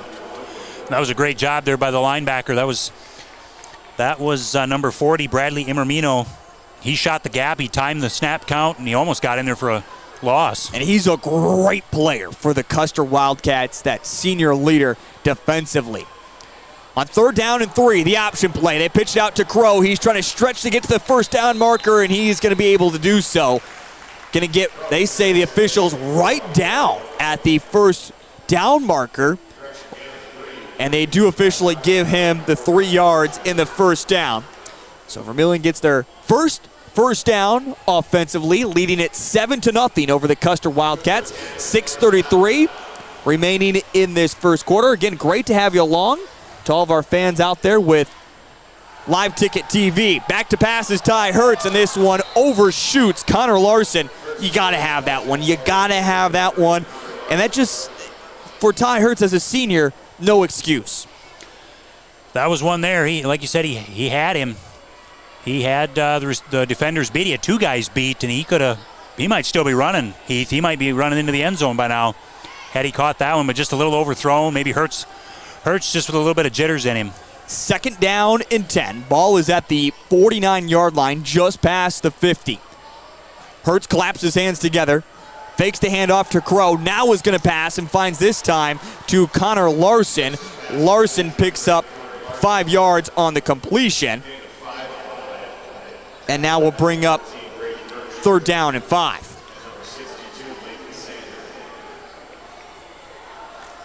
So on 3rd down and 5, Vermillion tries to pick up their second first down on this drive. Shotgun formation for Hertz once again, standing about the 50-yard line. At least his back foot is on the 50. Claps his hands together. It's an immediate pass, and this one is caught by the wide receiver there of Larson. Larson right down at the first down marker. The officials, though, have not officially spotted it yet, and now they do say Larson had just enough for a first down. So back-to-back completions to Connor Larson, and he now has a first down for the Vermillion Tanagers as this drive continues to move forward. Ball spotted now at the 39-yard line. Jeremy Crow, the running back this time behind Ty Hertz, trips off to the left.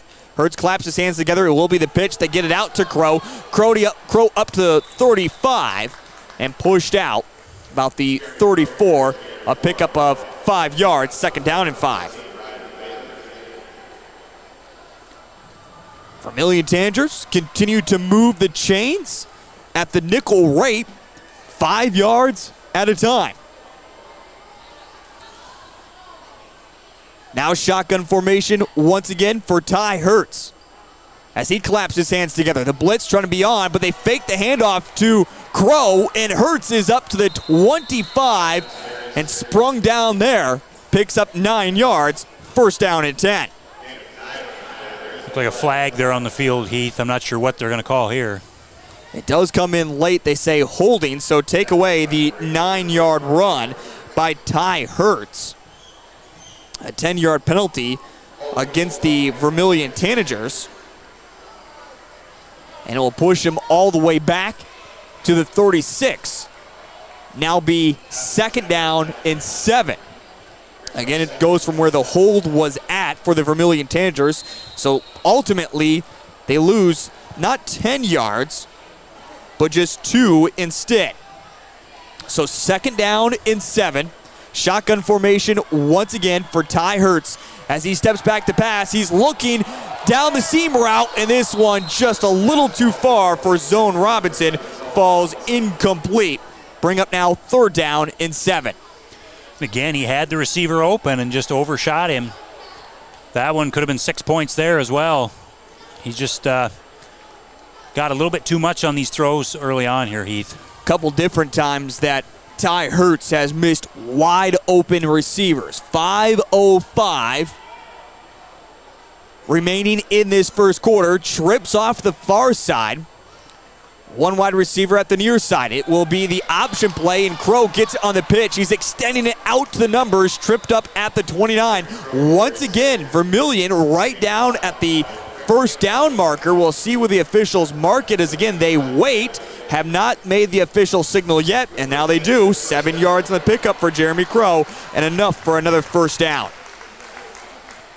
Just continue to work that clock, play after play.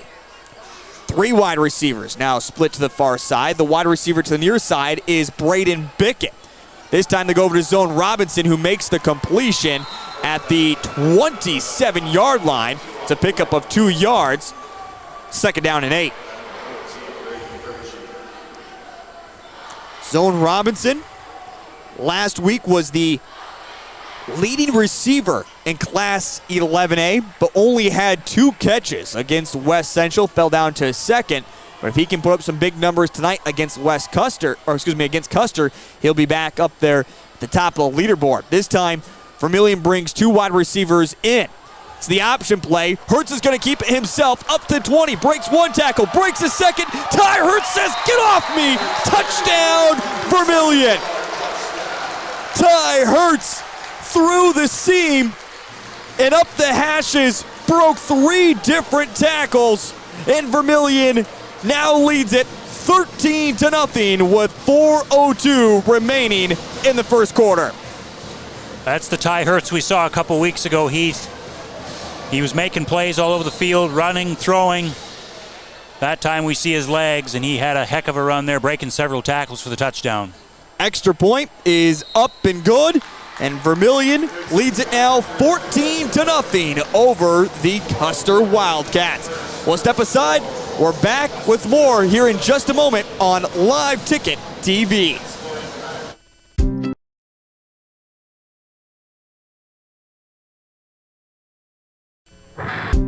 Farmers know crop insurance is essential for managing risk.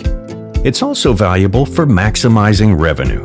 The crop insurance officers at Farm Credit Services of America have proprietary tools and expertise to deliver the personalized crop and revenue protection you need for the peace of mind you want. Nobody delivers crop insurance like this. Discover the difference by calling 800.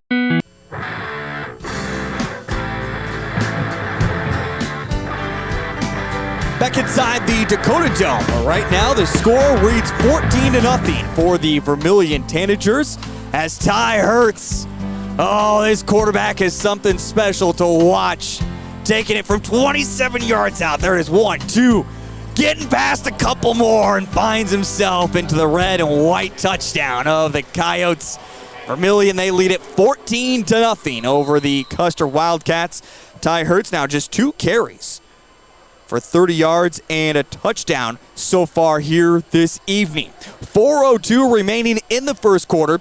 Again, the Tanagers lead it 14-0 as Luke Knutson gets a good boot into this one. Be fielded at the 5 for the Wildcats as they try to find some space and rip down. Great tackle coming in is Jeremy Crow, but Crow immediately reached for his hand, making that tackle, and he is not okay. Amy Richardson is out there quickly as Crow is down. And this would be a key loss. Again, he came in and just swiped the tackler, but immediately reached for his hand as he did so, basically to say that it got caught up somewhere in the wrong spot, and depending on how it went, could be a serious injury to Jeremy Crow. Tom O'Boyle is out there. Amy Richardson is out there as Crow remains down at the 16-yard line. Vermillion has gotten a running touchdown of 27 yards from Ty Hertz just a moment ago. And also earlier this game, it was a scoop and score of 28 yards from Zone Robinson. That's how the Vermillion Tanagers lead it 14-0 over the Custer Wildcats. So Robertson coming out slowly. Isn't really necessarily holding his hand, but definitely coming out slowly. We'll see if he can't come back later on. Of course, he does play at the linebacker position as well, so we'll see a substitution made, as right now I believe that is Madsen, who will come in and take the spot of Crow, and they go right to Bradley Inomino, and Bradley is able to pick up 11 yards, but this one is coming back.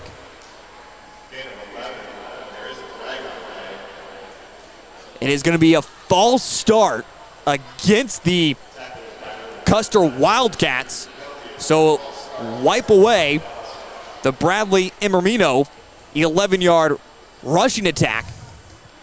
Move it back 5 yards, and now make it first down and 15. And now a timeout is called by the Custer Wildcats. We'll step aside. We're back here in just a moment on Live Ticket TV.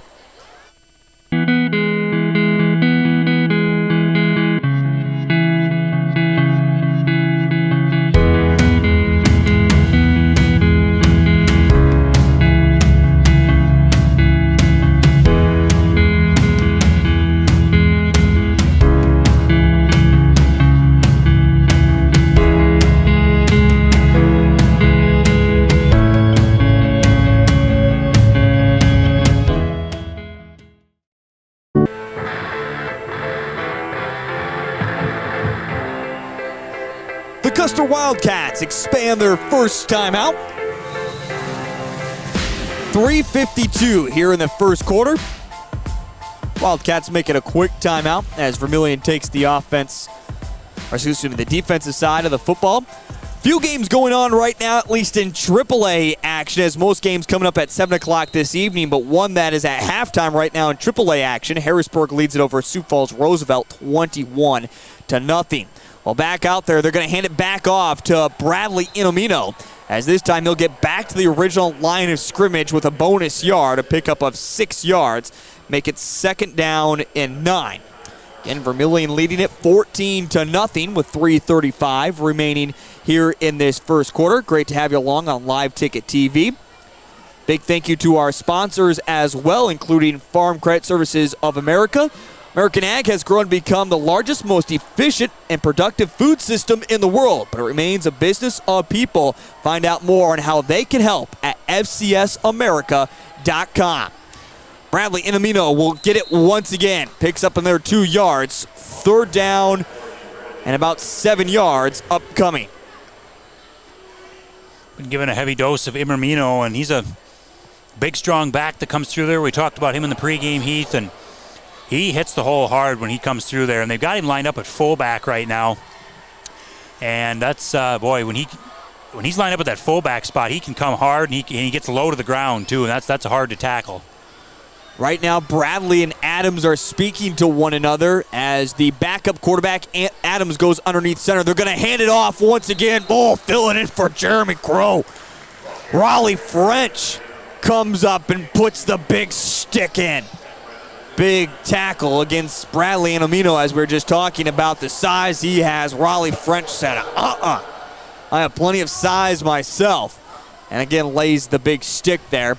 A pickup of just a yard, and having to punt it away will be the Custer Wildcats, as they can't get a first down. They'll go 3 and out, and now they're going to send Ty Hertz back for the punt return. Now we'll see if Hertz is actually back there to return it or if he just lets it bounce. It's a clean snap. This one comes in, and it's blocked. Loose football is going to be hopped on by the Custer Wildcats, but it will be Vermillion football now at the 32-yard line, and they will set up camp 1st down and 10. Huge block there on that punt, Jacob. Man, that's big. I mean, that totally flips the field here now, as Ty Hertz didn't even have to field that one. Good job. I'm not sure who got in there to get the block, but it was a great job there. There were a couple of Tanagers there right around the football, and great job there to get good field position off that. Ty Hertz now in shotgun formation, ball at the 32-yard line.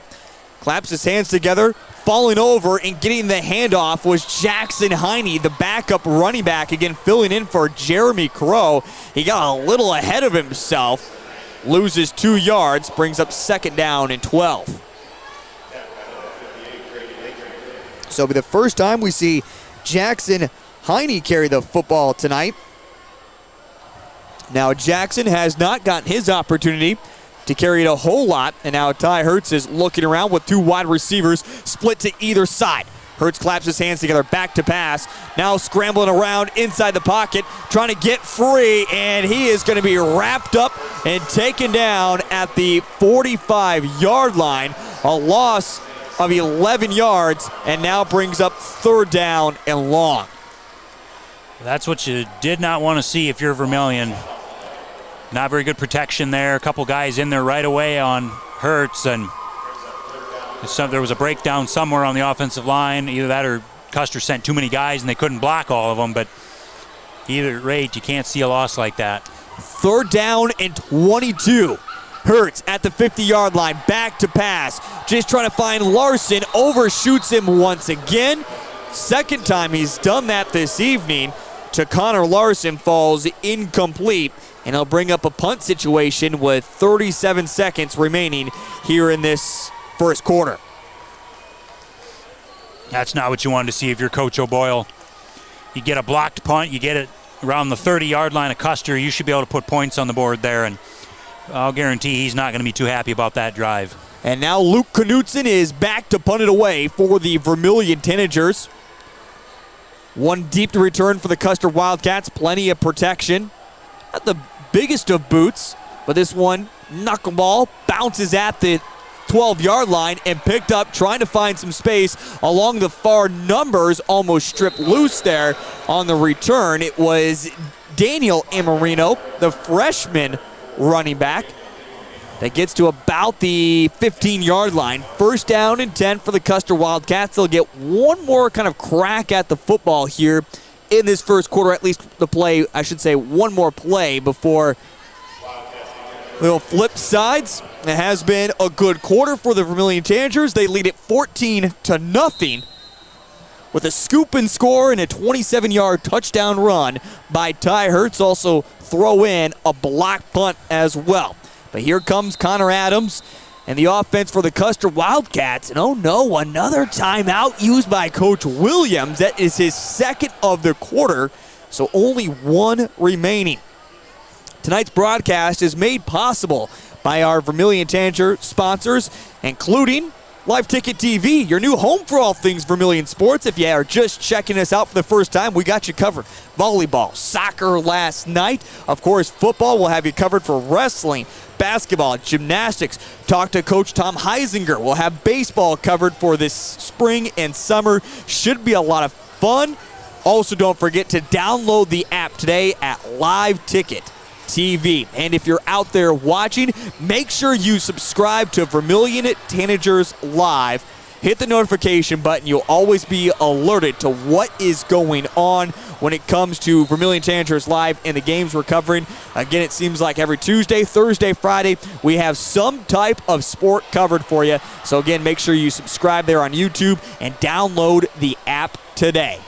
21 seconds remain in this first quarter, as the Custer Wildcats, using their second timeout, will come back out and again the I formation, with this time two wide receivers to the near side. Adams looks around, will now move underneath center. Puts one in motion for the first time this evening. It's Daniel Anamino, and they're going to give it to him. He loses 3 yards. And that'll bring up second down and 13 when we come back. That's the end of quarter number one. Vermillion leads it 14-0 over the Custer Wildcats. You're listening to Live Ticket TV. We're back in just a moment. In times like these, it's good to know there's a place where people know who you are, no matter how long you've been gone. A place where the smells of home cooking are still in the air, where a simple wave warms your heart, and sharing stories is just a way of life. It's good to be home. Agraria Insurance Company, protecting what's important in life. Contact your local Agraria Insurance Company agent. Advertising can be a struggle. Where to spend your money? Are you reaching the right audience? If you are looking for an effective method that reaches a large fan base at once, then here is your spot with Live Ticket TV. With over 65 schools in the state of South Dakota, we can help you find the right market. Plus, you can work with me, Heath, and a portion of all sales made go right back to the school. Get a hold of me today and let's get started in helping build your brand with Live Ticket TV.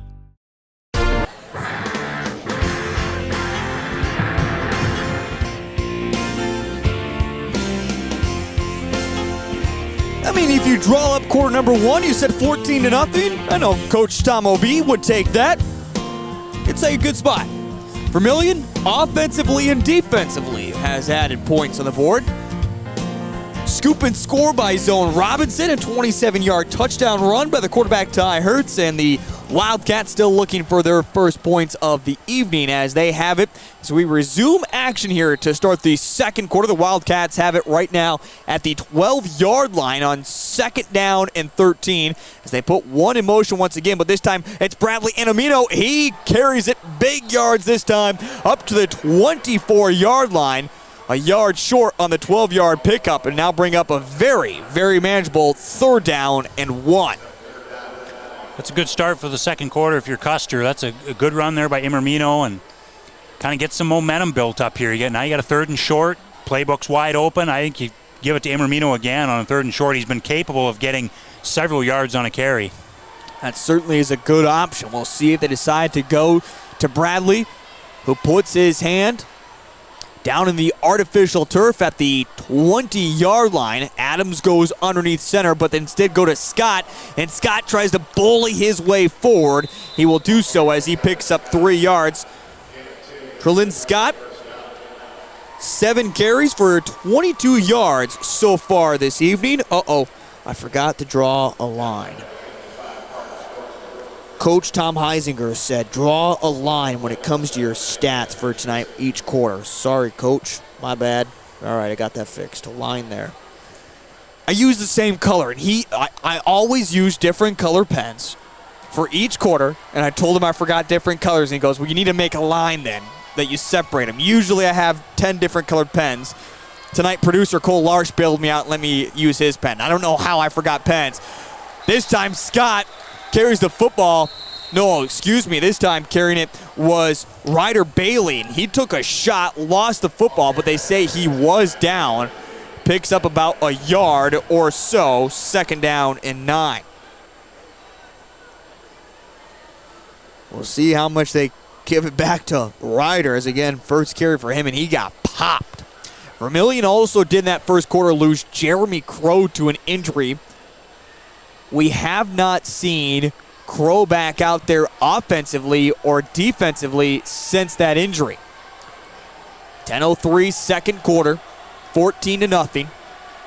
2nd down and 9. They hand it back off to Bradley, and Bradley just continues to bully his way into the secondary as he picks up 10 yards. And at this point, all you have to do is just go to Bradley, Jacob. He's going to get you the first down every single time. Absolutely. Like we said, he's a big, strong running back, and he gets going downhill, and he gets his shoulders low. That is a hard man to tackle, and we've seen that tonight. 6 carries for 37 yards so far for Bradley Emerino. Ball now at the 38-yard line. The Wildcats began at the 15. They go right back to Bradley once again as he was caught up there inside the trenches, somehow escaped through. Picks up 2 yards. 2nd down and 8. Don't forget, coming up at halftime, the Vermillion Boosters had their raffle going on. President Keith Gestring is going to come up and announce the winner right here on the broadcast. So look forward to the Vermillion Boosters. Big thank you as well to the Boosters who have been sponsors of this broadcast and all broadcast of Vermillion Tanagers live on Live Ticket TV. This time it's a pitch to the outside for Scott. Scott thought about bouncing it back inside between the hashes, but decided to keep carrying it out. Picks up 3 yards, and now a manageable 3rd down and about 4 upcoming. Make it 3rd down and 5 is what it will be for the Custer Wildcats. Getting 14-0. Vermillion leading it over Custer. Otherwise, the majority of games around Class 11A, actually all games have not gotten started. In AAA, a few underway. There was an earlier game this afternoon for Freeman Academy Marion. New co-op this year, the Phoenix, found a win against Cologne. As of course, you're seeing that on the bottom ticker as well. Big thank you to SD Scores that always helps us out there. Also, you see a few more, including a local area game. Alcester Hudson gave Vallen. 10 minutes left there in the second quarter, 22-0 at the Cubs, receiving votes right now on top. Pickup of a 3 yards or so for Scott. It's going to bring up 4th down and 2, and it looks like the Wildcats huddled together are going to go for it on 4th down at this point. Have nothing to lose. Might as well take an opportunity with it. Adams will go underneath center as they split a wide receiver to either side. Watch for Bradley Inamino to get it. No, it's going to be a quarterback keeper. Roll out to the near side. Now up to the South Dakota logo. Cross the 50 and down to the 48. It's a pickup of 7 yards. The first run tonight for Connor Adams, and it works for a first down. That's a good play call there by Coach Williams. I mean, that's one there where Vermillion's probably expecting Imermino or Scott or somebody like that to run the football, and then they just take off on a sweep to the outside with the quarterback, and a good play call there just to kind of mix it up and keep Vermillion on their heels. Again, don't forget to subscribe to Vermillion Tanagers Live, your new home for all Vermillion things athletics. This time a new fullback is in and still on his feet, rumbling and churning the legs down to the 29-yard line. A big pickup that time of 19 yards, as on the carry was Ryder Bailey and a first down. And Custer with a nice drive here. They flipped the field now. That's what they needed to do in the first quarter. They were unable to do it. Vermillion was doing a nice job defensively of keeping them from doing that. But now Custer, when we're seeing them kind of almost run a platoon system here, they're running in about 3 or 4 guys on each play. Hand off this time to the running back Scott as he tries to bounce it to the outside. Tripped up for just a yard, and now bring up 2nd down and 9. Like I said on the last play there, Heath, they're platooning guys in. They're sending 3-4 guys in and just trying to keep guys fresh. They're sending out basically the entire offense, it seems like. They're only dressed 19 for this evening. So, yeah, you say the platoon in and out. You got to be Coach Williams going, all right, who hasn't played here at this moment? We got to get some new bodies out there. Only 26 are part of the roster. Injuries have plagued them. So, again, sent 19 and now go on 2. Now Coach Williams just piecing something together, and it seems to be working here on this drive. A second penalty against the Tanagers tonight. Getting the false start. So now a 5-yard penalty, a cumulative just 7 yards so far for this evening. Now ball moved up to the 24-yard line as Adams goes back underneath center. He's now back to pass, looks over the middle, and this one is caught, no, dropped. And penalty flag comes in at the 21-yard line late. And this one's going to be against the Vermillion Tanagers. So back-to-back penalties on Vermillion will continue to move the football forward for the Custer Wildcats.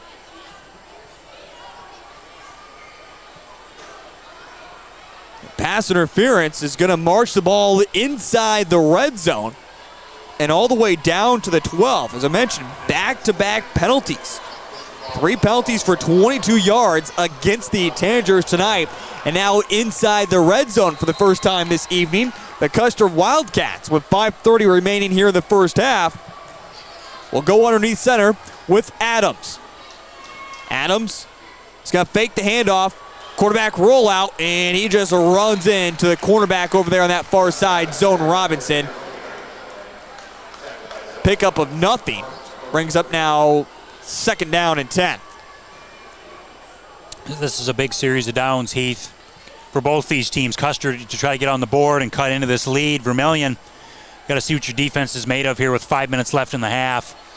They need to try to put up a stand here and try to keep this score for Custer at a goose egg. Wide receivers split to either side as Adams goes back underneath the center. They give it back to Bradley Inamino, who is back out there. He's churning his legs, gets inside the 10, wrestled down at the 6. It's a pickup of 6 yards, and now bring up 3rd down and 4. Another nice hard run there as we have a Tanager down on the field. Vermillion now with their 2nd injured Tanager of the night. Again, we've already seen Jeremy Crow go down with an injury. Can't quite tell the number here. That looks like it might be down for Connor Larson here at the moment, as he is rolling around at about the 6-yard line. Again, Amy Richardson is back out there. Right now, looks like at the right knee of Larson. With 4:34 remaining here in the first half, it's 14-0. The Vermillion Tanagers on top of the Custer Wildcats. Tonight's broadcast is brought to you by Farmers Union Insurance. They're also our scoreboard sponsor. Why choose Farmers Union Insurance? They value what's important to you and your way of life. Whether you're a driver, homeowner, farmer, or business owner, let them show you how they can provide the protection you need. That is not Larson, but instead the quarterback and safety, Ty Hertz. And Ty Hertz is being slowly ushered off the field. This is a big injury right now, as he is not putting any pressure on that right knee. Now, if it serves me correctly, I want to say it was a few years ago that Ty Hertz, as a sophomore, broke his right leg. You can see right down in front of us, Mom Amy Hertz is moving her way towards the sideline. Back in action, they're going to hand it off to Scott. He reaches, trying to get to the touchdown. He's going to be down right at the 1, picks up 5 yards. That'll bring up first down and goal for the Custer Wildcats. Wow, what a series of events here, Heath. If Hertz can't return, that's a big loss for Vermillion, especially on the offensive side of the ball. And Custer now gets a first and goal at the 1. Has a chance with 4 minutes left in the first half to cut into this lead. Here come the Wildcats. Yeah, you mentioned if Ty Hertz isn't able to return, certainly backup quarterbacks have given time. And a fumbled snap as they quickly try to get it to Adams. This is going to be a false start. Adams wasn't even ready for the snap. The only one who won the go that time was Peter Hernandez, the 4th. So a false start's going to move it back 5 yards. Good thinking there by the center. I like what he's trying to do, but everyone's got to be ready for it. Yeah, you all got to be lined up and ready to go before the snap, and the center was just trying to catch Vermillion off guard, I guess. I believe they're going to say illegal formation, but whatever it is, Hernandez snapped the ball way before. So we'll bring now second down and goal, ball at the 6-yard line. As now the Custer Wildcats, first down and goal at the 6. Go back to Scott as he tries to push his way forward, bounces off a couple whippy tacklers, spins down to about the 4. Second down and goal. Plenty of time here, Heath, to try to get this touchdown if you're Custer. And if you're Vermillion, you lost Ty Hertz, but you got to keep playing here. Try to get a goal line stand before the half. That would be great if you're the Tanagers. And of course, when it comes to these injuries for Vermillion, they are on the near sideline, so we cannot see what is going on down underneath. Second down and goal. Back to pass for the first time this evening. It's lobbed up in the air, falls incomplete. Well, that's why Connor Adams is not a big passer. That's why they run the football, Heath. They just play to their strength, and that is running the football, and we've seen that tonight. Yeah. Coach Williams trying to get a little cute. I think he just said, all right, no more of that. That's not going to work. Yeah, you're at the 4-yard line. 2 plays to get it.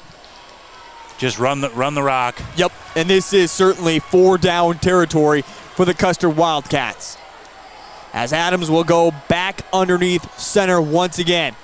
They're going to pitch it to the outside. Scott trying to get the corner. He's tripped up from behind. He gets back to the line of scrimmage. 4th down and goal. Break but don't bend mentality, bend but don't break mentality. Right now the Tanagers trying to get a big stop.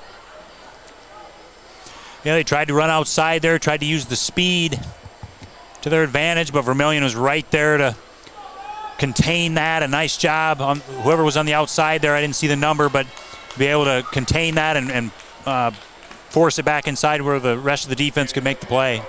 Well, we're actually going to see a field goal instead. Daniel Amorino, the freshman running back and defensive back is going to come out, and before we get there, we're going to get a timeout called by Coach Williams. Actually, excuse me, that was Kyle Vertura out there to kick the field goal. Nonetheless, we'll step aside. We'll see if they decide to kick the field goal or go for it on 4th down and goal. That's here in just a moment on Live Ticket TV. There's no better organization that gives back to the student athletes than the Booster Club. The Vermillion Booster Club is committed to helping all student athletes grow. Join the Tanager faithful today by becoming a member at GoTanagers.com. While you're there, check out team apparel for your favorite sports team. Like them on Facebook to stay up to date on all the latest information and sports games. Join the Vermillion Boosters today and go Tanagers.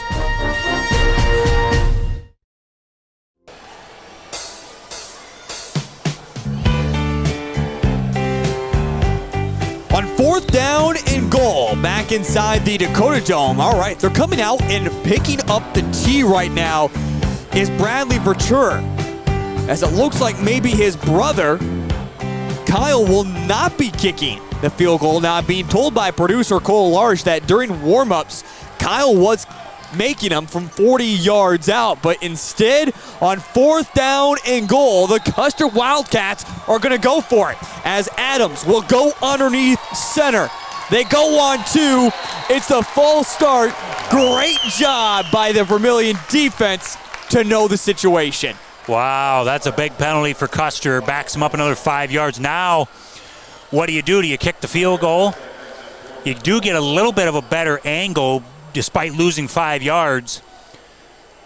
You get a little better of an angle to kick the field goal, a little more room there to work with. But yeah, Kyle's back on out here now. Kyle's running back on out here. Now, he does play tight end as well. And it looks like they're going to go for it. So on now 4th down and goal at the 9, Custer trying to get a big touchdown here. Adams back underneath center. They're going to pitch it to the outside. It's a wide pitch. Just picking it up and running like a chicken with his head cut off. Has nowhere to go.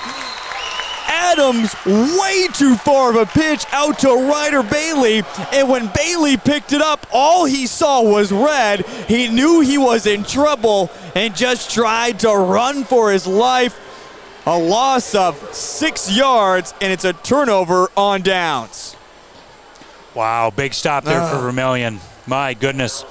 And I'm surprised by the play call. It looked like they were just going to run a toss to the outside unless they were going to do a halfback pass, but my goodness. Talk about a disaster there for Custer. Hayden Christofferson will now be the new quarterback in as he hands it off to Jackson Heine. So Vermillion, not because leading by 14, but because of injuries to their quarterback and running back, are now running their second team in the backfield. Heine takes it for no gain. Brings up 2nd down and 10. Now, for all the Wildcats fans out there, Hayden Christofferson has actually been featured. This is now his 4th different time seeing action so far this season. So he does have plenty of action as a freshman. Now he's going to be pulled down from behind, and it's going to be a horse collar tackle. A horse collar tackle, so a great sack that time was Quade Parker getting back in there. But the free yards are going to help out the Vermillion Tanagers, as Hayden that time just held on to it way too long.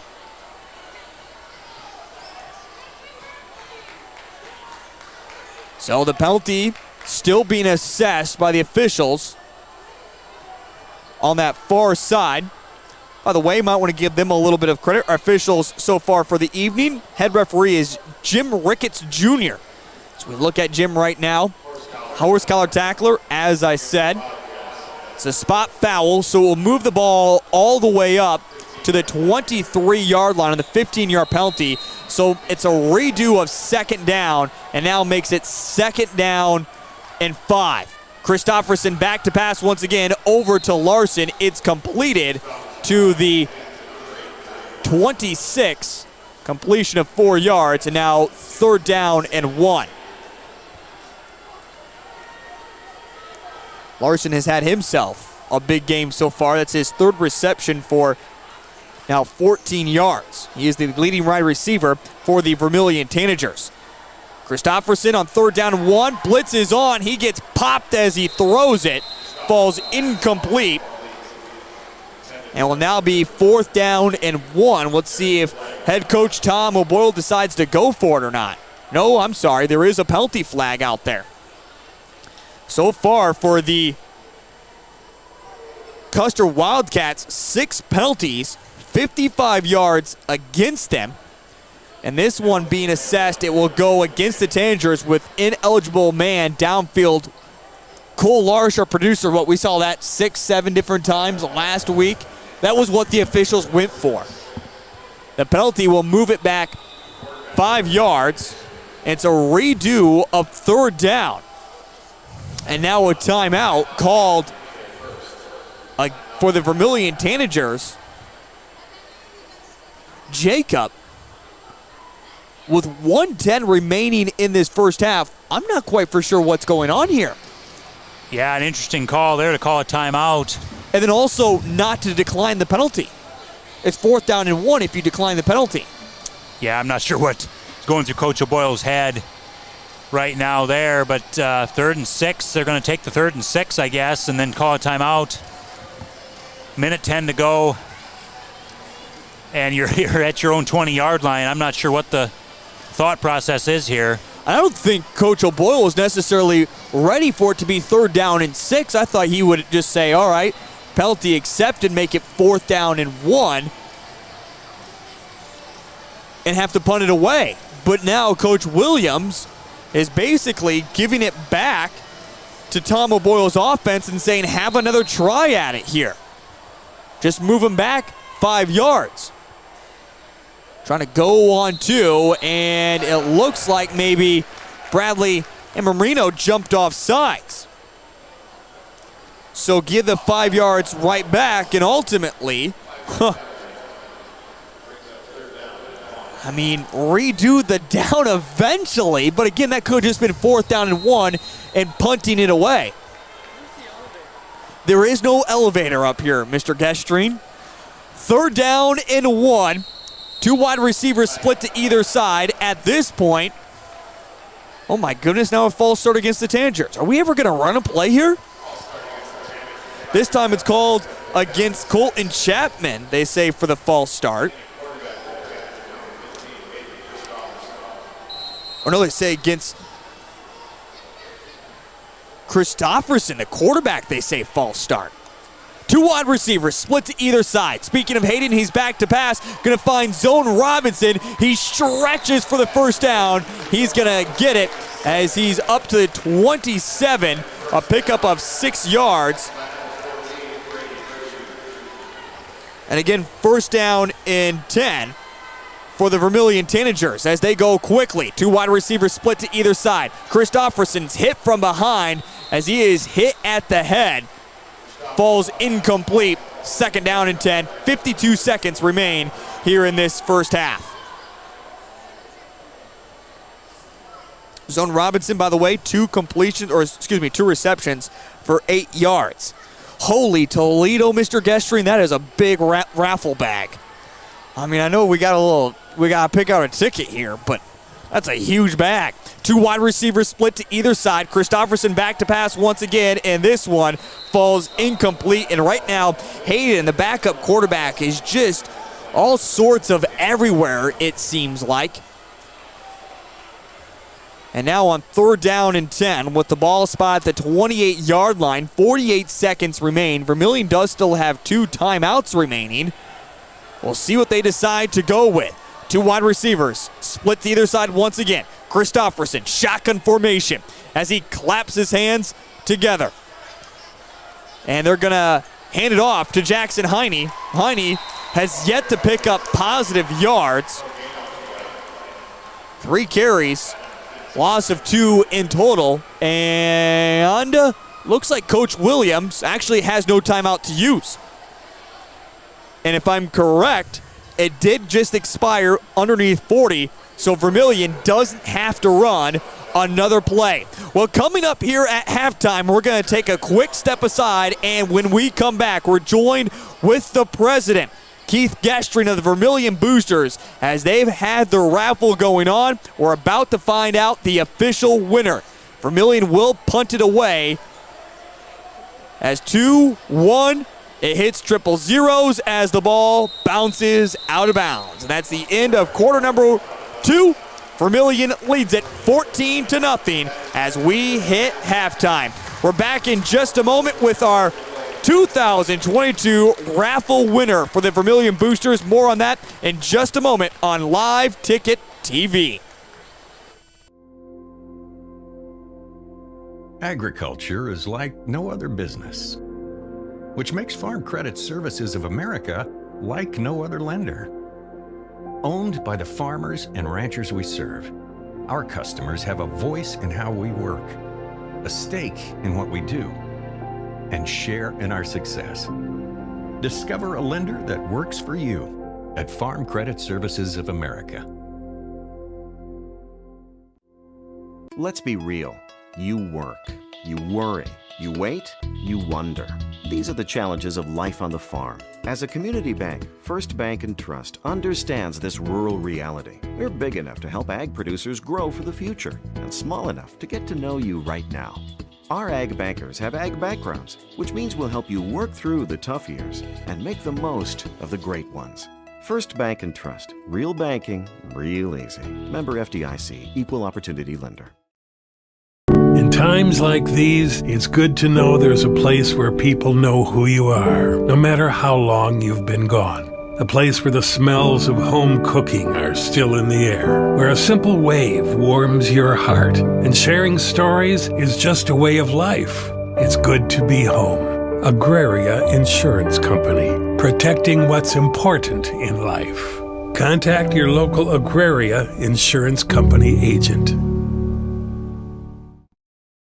Limestone canyons, flowing waterfalls, and pristine beauty make Spearfish a sanctuary for those seeking the ultimate escape. Outdoor enthusiasts will find top-notch sport climbing, mountain biking, and UTV OHV trails. Guests are steps away from peaceful hiking trails and tranquil streams. Relax and rehash your day's adventure at one of our award-winning local breweries. Finding rest is an important part of any adventure. Lodging in Spearfish comes with a variety of choices, from cabins, B&Bs, and campgrounds to the comforts of your popular brand-name hotels. To find your unique adventure in Spearfish, go to visitspearfish.com now.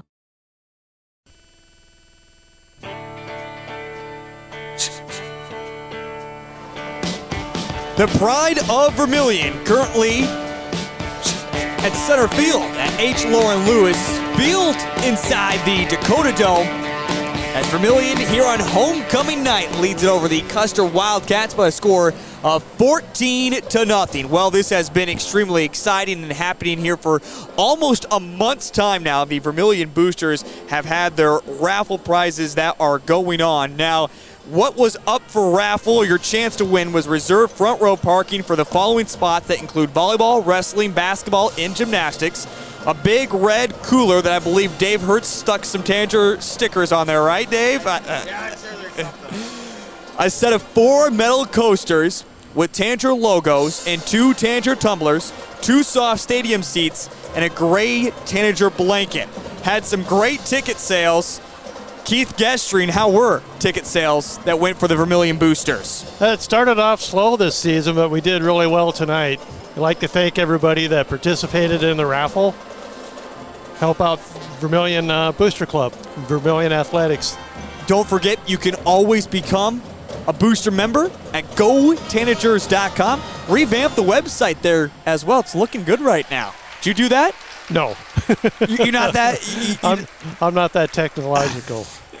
All right. Well, it is time to pick out our winner.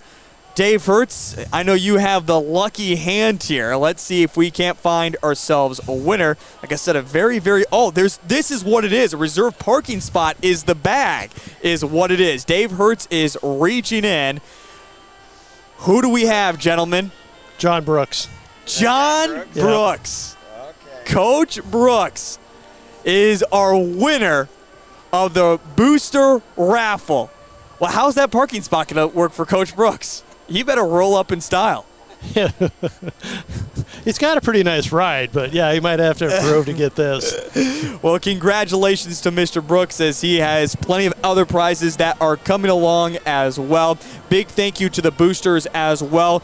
As we turn it over now to Dave Hertz. Let's talk to Dave here just a moment. Of course, we know as Mr. Hertz has watched his son go down with an injury. I know you can't necessarily give us a full update on Ty, but what can you tell us? Well, I don't know. I think it's his knee, so I'm hoping it's nothing too major, but you know how those knee injuries are. I mean, it can be an ACL or an MCL real quick, and that kind of puts a damper on things. But we'll see what happens. I got to go down there right after this and see what's going on. Amy's down there right now checking on him, but I don't think you're going to see him second half. I don't want to keep you too long because I know you do have your son to take care of, but you're a huge member of the Boosters with your company and just, of course, what you do to give back. How do we become a member today, and where do the benefits of becoming a member go back to helping out Vermillion? Well, it helps out Tanager Athletics. You know, everything that you folks out there support with the Booster Club, you know, helps get the buses decaled up with the Tanager logo, helps people, get to the games, support the crowd, support the team, the whole thing, get things rolling for the Tanagers, and just the support and being involved, it helps a lot. People that give money and come to this, they feel part of the Tanagers, so that's part of it. And we've done a lot for the athletic programs, donated to a lot of different programs, and it's just a really good thing to get the whole community back and behind it. It certainly is, and it's great to see everything that you guys have done. I know getting to call soccer over the past few weeks. The facility has looked good at Raleigh French Field. We thank you for all those improvements. No more improvements coming down the line, or maybe later on this spring? Yeah, probably later on. I mean, we got the big stuff done, that we did a big fundraiser the last 4 or 5 years and got the, got the soccer field and the football field, both those practice fields done, and then got the whole new grandstands and the regular field, so the junior high kids and stuff have an awesome place to play football games. So. Yeah, and it's been impressive what you guys have been able to do. We thank you so much. Again, if you would like to become a member today, find out more information at GoTanagers.com and be sure to like them on Facebook. All right, Mr. Hertz, I will let you go. We wish nothing but the best of luck and a quick recovery for Ty. You bet. Hey, and thanks everybody for coming out supporting the Tanagers today, and it was great to see everybody at the parade. I mean, we had a great parade down there, and we'll go from there. Go Tanagers. Let's go celebrate after this, all right? Sounds good. There he is. It's Mr. Dave Hertz, and also a big thank you as well to the president, Keith Gestring, who stopped by, as again Mr. Hertz is heading down to see what is going on with his son Ty. Ty, again, a knee injury that left in the second quarter. We're going to step aside, and when we come back, we have more here on the Live Ticket TV halftime show. Don't go anywhere. The innocence of youth. Is there anything any better? But soon they'll be in high school and facing all the same challenges you faced. How to make friends, how to fit in, how to be cool. We want our children to have everything they'll need to live fulfilling and productive lives. Make sure the kids in your family are among the more than 57,000 participants here in South Dakota who take part in high school sports or activities. This is what matters. This is beyond X's and O's. This is the difference mutual respect makes. This is what character looks like. This is what defines us in South Dakota. This is sportsmanship. School sports, it's not the outcome that matters most, but the way the games are played. This message presented by the South Dakota High School Activities Association and the South Dakota Interscholastic Athletic Administrators Association. Let's be real. You work. You worry. You wait. You wonder. These are the challenges of life on the farm. As a community bank, First Bank & Trust understands this rural reality. They're big enough to help ag producers grow for the future and small enough to get to know you right now. Our ag bankers have ag backgrounds, which means we'll help you work through the tough years and make the most of the great ones. First Bank & Trust. Real banking, real easy. Farmers know crop insurance is essential for managing risk. It's also valuable for maximizing revenue. The crop insurance officers at Farm Credit Services of America have proprietary tools and expertise to deliver the personalized crop and revenue protection you need for the peace of mind you want.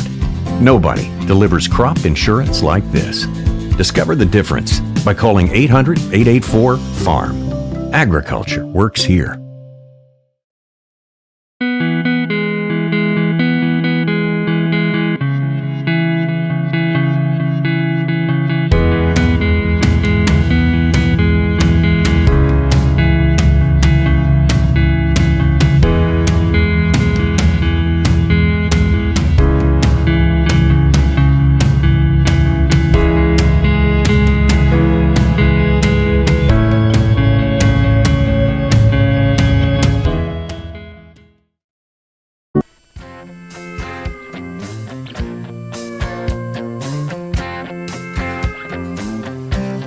Once again, congratulations to Coach John Brooks, who is our 2022 raffle winner for the Vermillion Boosters. All right, everybody, the parking spot is now officially open. Everyone can beat up Coach Brooks for that, of course. I don't know how that's going to go for him. Of course, the head coach for the girls basketball team.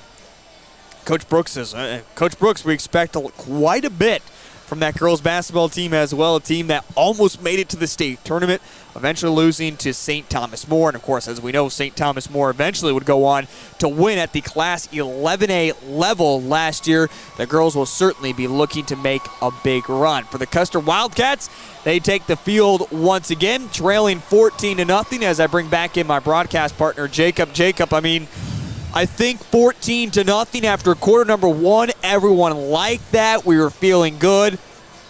But certainly things went very, very wrong in that second quarter if you're Vermillion Tanagers. You know, I think it starts defensively. I think they were on the field too long, kind of similar to the second half of West Central last week. Custer was able to control the ball, control the clock. Fortunately for Vermillion, Custer didn't score off that. Their defense did hold them there in the red zone and had a nice stand there inside the 10-yard line. But they just were on the field way too long defensively. Offensively, just could not get anything going. Didn't have the ball for very long. And, then, of course, we see Ty Hertz go down to an injury there late in the second quarter, and that's not what you want to see either after he was out for the first two games for a non-injury related reason, and then he comes back against Millbank 2 weeks ago, and he plays great, and he leads them to a win there. And then last week, didn't play his best against a very good West Central team, but now this week, he started off hot, had the touchdown run, and thought, okay, here we go. Ty Hertz is back, but now then he gets injured, and not sure what is going to happen there. But my goodness, Vermillion that was not a great quarter in the second quarter. First quarter, they get a scoop and score from Zone Robinson of 28 yards. Got a 27-yard touchdown run from Ty Hertz also in the first quarter. As we mentioned, did not score at all during the second. In fact, when you look offensively, Vermillion gained 12 yards but also lost 12 yards. Big thanks to a huge sack in that second quarter as well. So literally the Tanagers did not pick up a single yard of offense in that second quarter. That's how bad things were. As we take a look at the official numbers right now, leading the way for the Custer Wildcats in the rushing attack is Bradley Imarino. He has had 8 carries for 45 yards. Also, Tyrin Scott has had 13 carries for 36 yards so far this evening. For the Vermillion Tanagers, the leading rusher was Jeremy Crow. He's had 4 carries for just 19 yards. Again, he went out with an injury late in that first quarter. Ty Hertz behind him with 3 carries for 20 yards. Again, he went out late in the second quarter with an injury. Otherwise, Jackson Heine has not been able to get going so far. And also Hayden Christofferson in at the quarterback position. He has had just 2 completions. He's 2 of 4 so far for 10 yards. And late in that second quarter. Otherwise, it has not been much offense. Vermillion, though, does get the football to start the second half. We're going to step aside. When we come back, it is time for the third quarter that's on the way next here on Live Ticket TV. In times like these, it's good to know there's a place where people know who you are, no matter how long you've been gone. A place where the smells of home cooking are still in the air, where a simple wave warms your heart, and sharing stories is just a way of life. It's good to be home. Agraria Insurance Company, protecting what's important in life. Contact your local Agraria Insurance Company agent. Advertising can be a struggle. Where to spend your money? Are you reaching the right audience? If you are looking for an effective method that reaches a large fan base at once, then here is your spot with Live Ticket TV. With over 65 schools in the state of South Dakota, we can help you find the right market. Plus, you can work with me, Heath, and a portion of all sales made go right back to the school. Get a hold of me today and let's get started in helping build your brand with Live Ticket TV. There's no better organization that gives back to the student athletes than the Booster Club. The Vermillion Booster Club is committed to helping all student athletes grow. Join the Tanager faithful today by becoming a member at GoTanagers.com. While you're there, check out team apparel for your favorite sports team. Like them on Facebook to stay up to date on all the latest information and sports games. Join the Vermillion Boosters today and go Tanagers.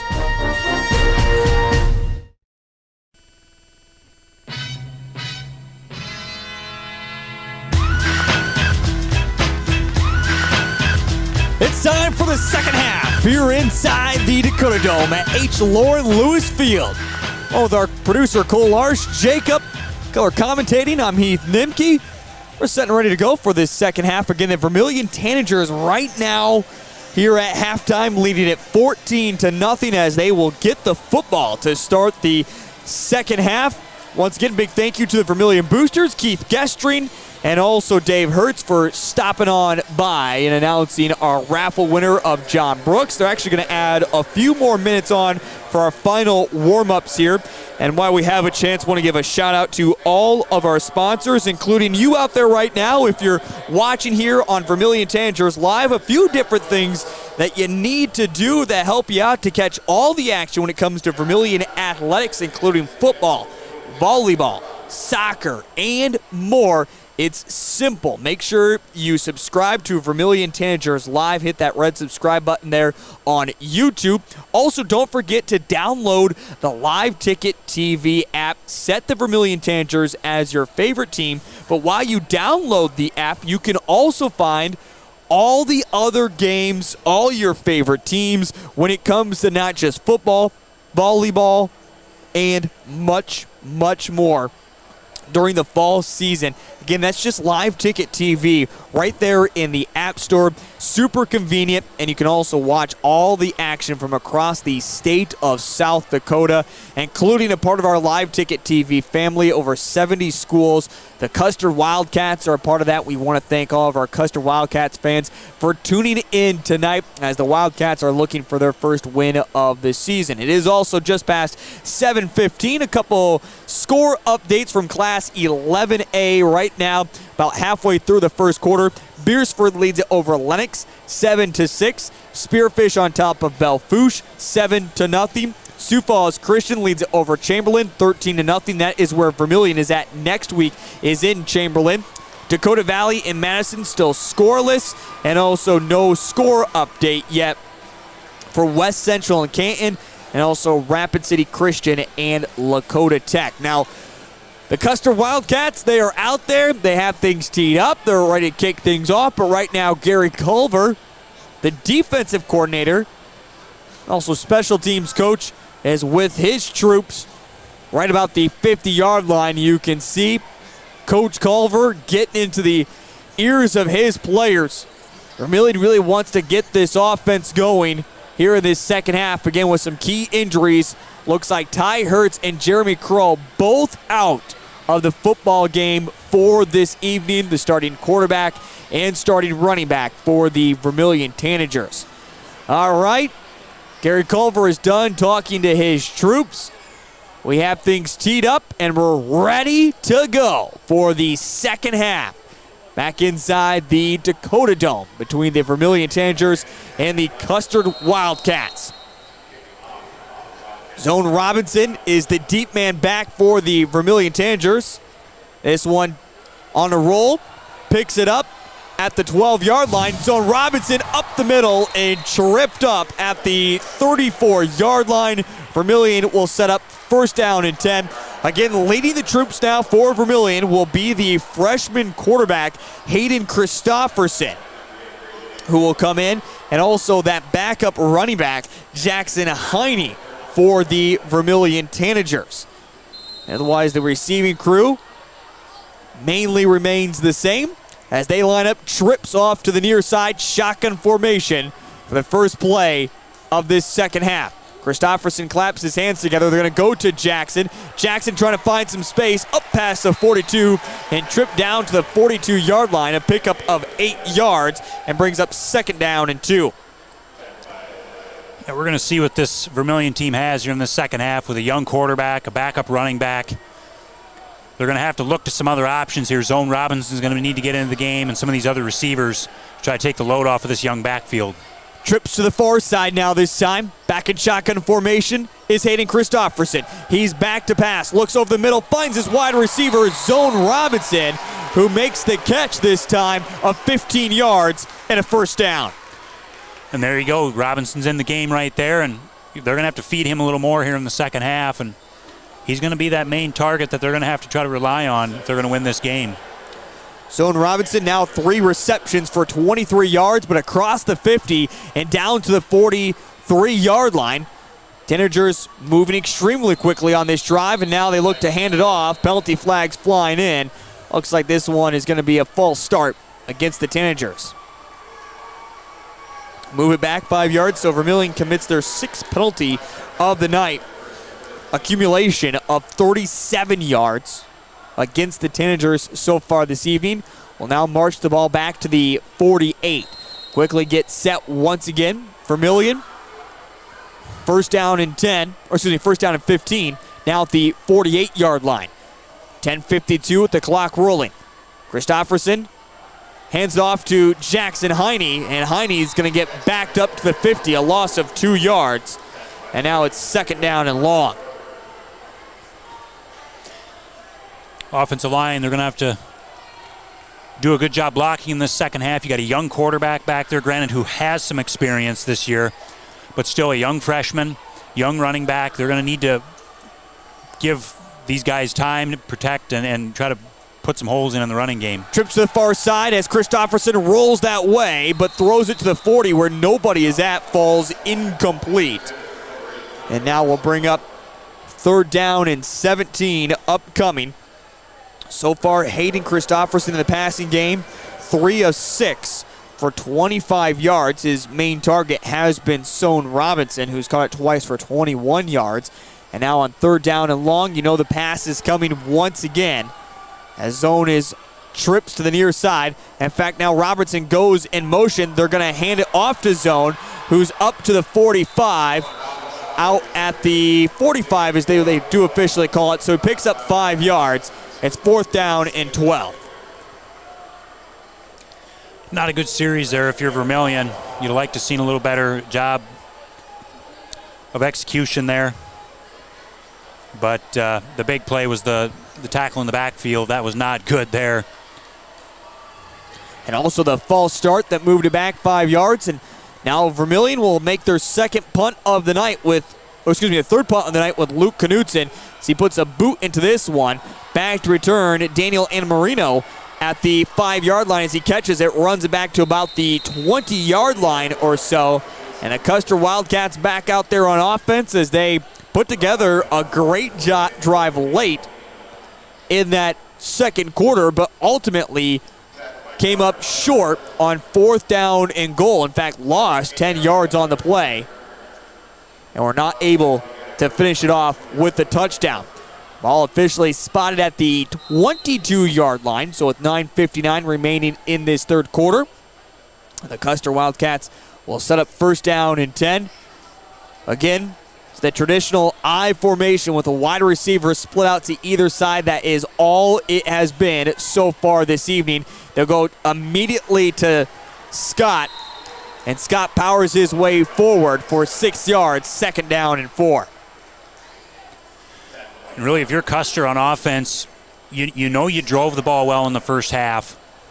If you can continue that here in this second half, you're only down by 2 scores. You go down, if you can get a touchdown on this drive, cut the lead in half, you're right back into this ball game, and you can just keep doing what you need to do. You don't need to open up the playbook, really. Just keep doing what brought you here. I love what Williams likes to do. Coach Williams just run it down the throat, and here they come once again, stumbling, bumbling his way forward. As Scott close to the first down marker. It looks like the officials are going to give them favorable position, and they do start waving their hands, so Scott picks up 4 yards and a first down.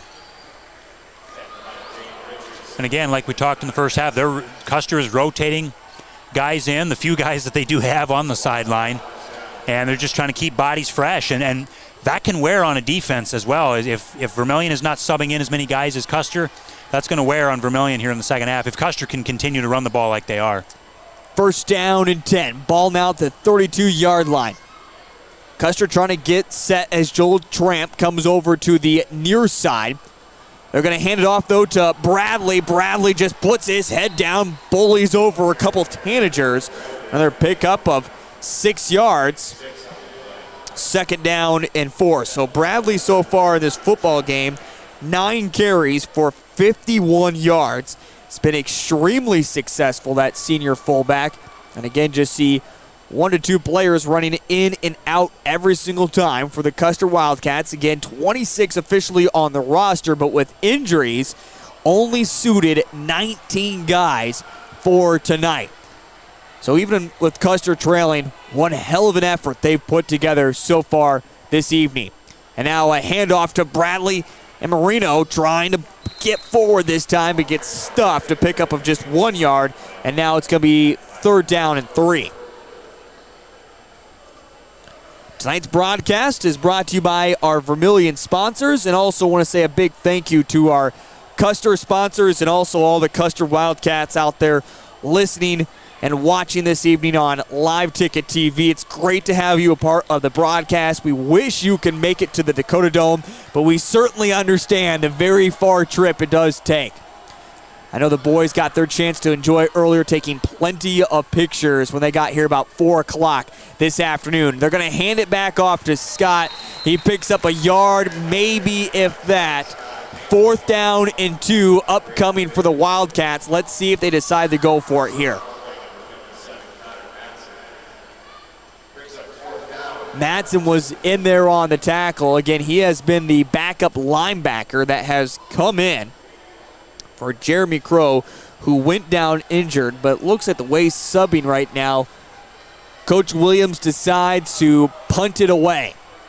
So it will be fourth down and 2, punt upcoming for the Custer Wildcats, as right now Zone Robinson back deep to return at the 30-yard line. Low snap. High boot, this one coming over to the near sideline, and it bounces out of bounds and close up into the stands. It does have to take a pretty good bounce if it wants to get into the stands here inside the Dakota Dome. There is a penalty flag out there as well, spotted back at the 36-yard line, which indicates it's in the backfield of the Custer Wildcats, just a 17-yard punt. No official look yet from Ricketts Jr. as he comes over to mark the official penalty. And he's just going to keep on walking. And finally, it will be against the Custer Wildcats. Or there's going to be offsetting penalties against Vermillion and Custer. So offsetting penalties will give it to Vermillion. First down and 10. Ball at the 42-yard line with 6:36 remaining in this third quarter. Vermillion on their second drive of this second half. Wait for the officials to get set. Continue to wait, and finally ready to go once again with Christofferson, the quarterback. Shotgun formation, changes up his foot stance. Makes the quick pass, puts batted up in the air, and it's dropped by Hayden Christofferson as it got knocked back to him. It was popped up in the air. Getting their fingertips on it was Kyle Vertur and Carter Skogsberg, but but a penalty flag nonetheless, so this one won't even count as a pass, and we'll see who it's flagged against. You have to imagine where it's at. There'll be a holding on the Tanagers.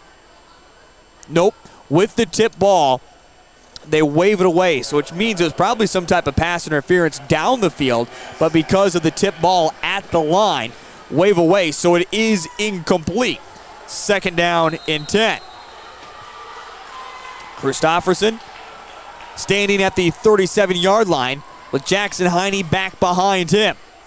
3 wide receivers split to the far side. Zone Robinson at the numbers near side is going to be double teamed. They fake the handoff to Jackson. Christofferson's going to take it himself, get right back to the line of scrimmage, and now bring up third down and 10. I noticed too, Heath, they're double teaming Zone Robinson on the outsider. They got 2 defenders on him down low here. Right now they got 1, but they did have 2 guys on him at one point, and they're trying to take him out of the game, Custer is. 5:57 and rolling here in this third quarter. 14-0. Vermillion on top of the Custer Wildcats. Back to pass, and this time it's a big completion over to Connor Peterson, who picks up 9 yards, and it will bring up fourth down and 1, but it looks like Vermillion offensively will stay out there. So on fourth down and 1, Vermillion keeps the offense out there with a backup quarterback and a backup running back that are in. Christofferson in shotgun formation on fourth down and 1. Trying to go on 2, and now a penalty flag comes in. It looks like it's going to be a false start against the Vermillion Tanagers. Vermillion Tanagers commit now their 9th penalty of the night. But only 7 have been accepted for 42 yards against the Tanagers. So on fourth down and 1, it makes it now fourth down and 6. And you'll see Luke Knutson back out to punt it away. Well, Vermillion so far this season has gotten themselves in trouble with penalty flags. That theme continues tonight. Custer looks like they're going to be bringing the house. Nobody goes down in a set formation. A whole lot of pressure there. Big poop by Knutson. Dropped by Daniel Amarino. Picks it up, though. Takes it along the far sideline and is finally pushed out of bounds at the 26. First down and 10 for the Custer Wildcats. Tonight's broadcast is brought to you by Kristen & Company out of Centerville. Now booking private shopping events. Treat Kristen's Closet like your very own. Enjoy refreshments while shopping and relaxing with your gal pals. They'll love to have you. You can check out more Facebook details. Make sure you like them. That's Kristen & Company out there on Facebook. Tonight's broadcast is also brought to you by Farmers Union Insurance, who also happens to be our scoreboard sponsor. And on that scoreboard, Vermillion leads it 14-0 over the Custer Wildcats. On first down and 10, ball at the 25-yard line. Pickup of 2 yards from the run with Tyron Scott. He's had 17 carries for 49 yards this evening. Second down and 8. 4:36 rolling. And the third quarter here. Again, don't forget to subscribe to Vermillion Tanagers Live, your new home for everything Vermillion athletics, not just certain games, but it also includes volleyball, soccer, football. We have all the live coverage right here on Live Ticket. And now Adams is going to roll out. Jackson Heine this time didn't bite, takes him back down at the 20-yard line. A loss of 7 yards. And now we'll bring up third down and long for the Custer Wildcats. Not good there if you're Custer. That's not something you want to see your quarterback roll out, but a great job there by Vermillion's defense, sniffing that one out and making the play and forcing a third down and long. Third down and 15 upcoming. Again, it was the linebacker Jackson Heine who didn't bite on the fake and stayed true to the rollout situation and came up with the big tackle there, a loss of 7 yards. So again, 3rd down and 15. Ball at the 20-yard line for the Custer Wildcats. Adams back underneath center. Going to hand it off to Scott. There's Jackson Heine in on another tackle. A pickup of just a yard. And on 4th down and 14, punt situation upcoming. Well, Vermillion's defense has played pretty well tonight. You know, they've given up some yardage at times when Custer's been able to drive the football, but kind of been that bend, don't break defense, and they have played exceptionally well tonight. So you can see it going across the bottom screen of scores. Right now in Class 11A, West Central leads it over Canton 7-0. Also Dakota Valley and Madison tied 7-7 halfway through the second quarter. This time, Custer able to get the punt off cleanly, but it's muffed by Zone Robinson. He falls on top of it at the 45-yard line. Big possession here, Jacob. You'd like to see the offense get something going. Yeah, you would. You'd like to see him put another touchdown on the board and make this a 3-score game, and it's just been difficult right now. Ty Hertz out of the game at quarterback. Jeremy Crow went out before he did at running back, and so their backfield's down to a couple of backups. They're playing hard out there, Christofferson and Heine are, but just not quite the experience like the other two. So freshman and also junior in the backfield. Trips off to the far side. Christofferson standing at the 50-yard line is going to hand it off to Jackson Heine, who throws out a couple stiff arms, able to get it to about the 42-yard line. Pick up of 3 yards, 2nd down and 7. Work some of this clock, too. Absolutely, yeah. You got the 2-touchdown lead. You got the ball. Just try to work some of this clock and get out of here with a victory if you can. And Custer has, held up defensively so far. They've given up some big plays at times, but they both these defenses have shown up tonight. Christofferson back in shotgun formation once again. Back to pass this time. He looks over the middle, and this one goes right through the fingertips of Connor Peterson, falls incomplete. And now 3rd down and 8 upcoming. Man, and another missed opportunity there for Vermillion. They had him wide open, and he had it in his hands and just dropped it. We've seen several of those tonight, a few overthrown passes as well, and just some missed opportunities by this offense tonight. It hasn't been just the defenses, but both offenses have missed several opportunities in this game to put points on the board or make big plays. 3rd down and 8. 2 wide receivers lined up to either side. Back to pass is Christofferson. He's looking deep, and this one is beyond the reach of his intended target there, Peterson. Tanager fans wanted a penalty flag as Peterson was kind of wrapped up with the defensive back, but a good no call there by the officials because I don't think Peterson was necessarily running the same route that Hayden thought he was going to run. He looked like he was chicken fighting down the route as well. Yeah, it looked like some miscommunication there. I'm not sure maybe what was going on, but looked like something there where the wide receiver and the quarterback just weren't on the same page. And back to punt it once again. Oh, my goodness, Luke. We know you can kick the football, but you're not supposed to kick it out of the back of the end zone. All right, well, he does so. This one will line it up 1st down and 10 at the 20-yard line. A boot of just 23 yards for Luke Knutson. Again, great to have you along. Make sure you subscribe. Vermillion Tanagers Live.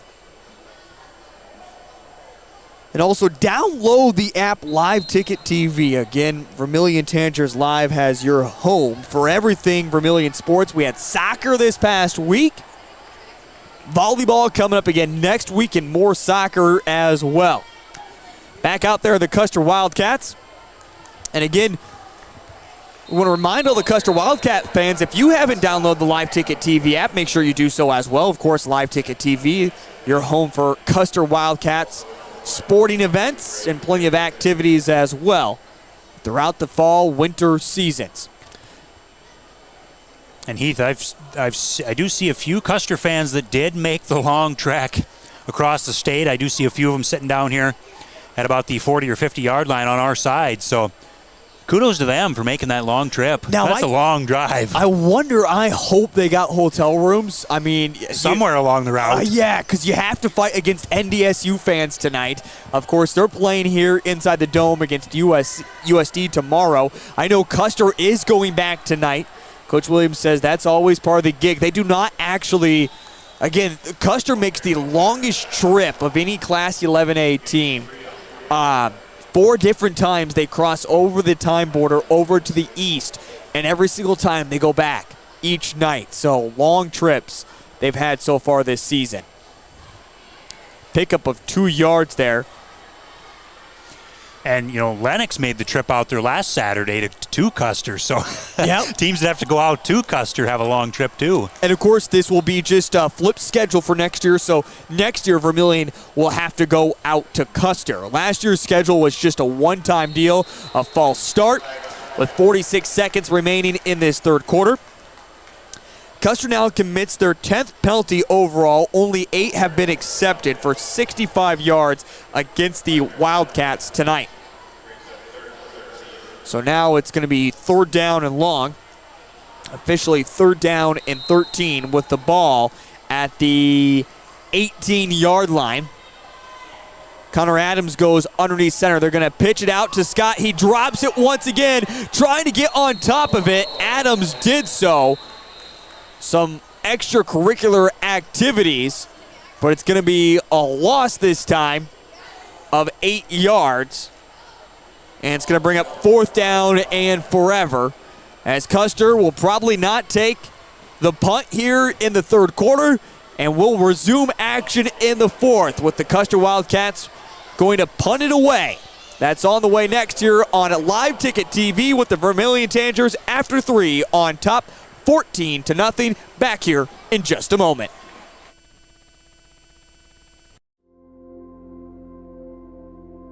Agriculture is like no other business, which makes Farm Credit Services of America like no other lender. Owned by the farmers and ranchers we serve, our customers have a voice in how we work, a stake in what we do, and share in our success. Discover a lender that works for you at Farm Credit Services of America. Let's be real. You work, you worry, you wait, you wonder. These are the challenges of life on the farm. As a community bank, First Bank & Trust understands this rural reality. We're big enough to help ag producers grow for the future and small enough to get to know you right now. Our ag bankers have ag backgrounds, which means we'll help you work through the tough years and make the most of the great ones. First Bank & Trust. Real banking, real easy. Member FDIC. Equal Opportunity Lender.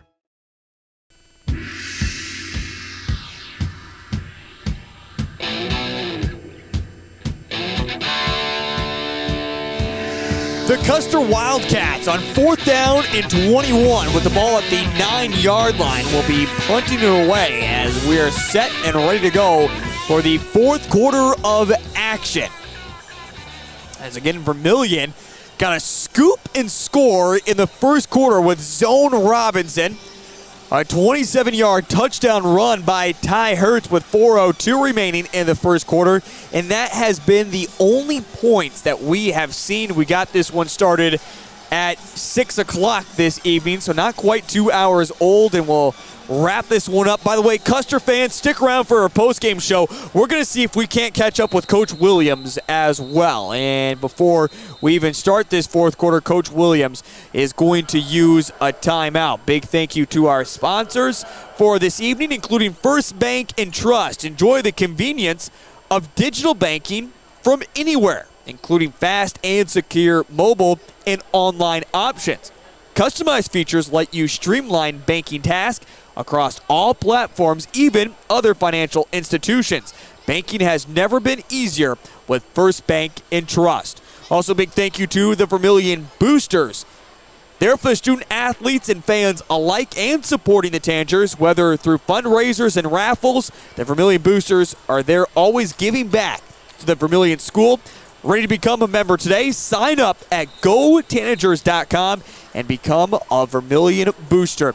Congratulations as well to our raffle winner this year. Head coach John Brooks of the Vermillion girls basketball team was our raffle winner. So he's walking away with several different prizes from the Vermillion Boosters. Back deep to punt it away is Kyle Vertreur. Zone Robinson is standing at at the 42-yard line to return. Vermillion has blocked one, but this time Ventura is able to get it away. Takes a close bounce. Zone Robinson's going to chase after it just in case. It was touched there by Chapman. Zone Robinson hops on top of it at the 47-yard line, and that is where Vermillion will set up first down and 10, where they have not scored since the first quarter. Jacob, I think that's been very, very surprising. Yeah, both these teams have just struggled to put points on the board tonight. Vermillion, again, like you said, they had that scoop and score, and so they've only had one offensive touchdown, and that one touchdown was by your quarterback, Ty Hertz, and he unfortunately went out of the game in the first half with an injury, so just been a rough night offensively for Vermillion. Ty Hertz and Jeremy Crow have both gone down with injuries. The main rushing attack, in fact, you look at Vermillion rushing so far this season, coming into the ball game, that is over 350 yards. In fact, without those two on the field, Vermillion has only picked up 16 yards in the rushing attack without those two out there. So that's how key they have been. And their false start against the Tanagers, that is now their 8th penalty of the night, 47 yards against them. So now on first down and 15, ball at the 42-yard line. A handoff to Jackson Heine, who finds a little bit of space for the first time this evening, up to the 46 as he picks up 4 yards.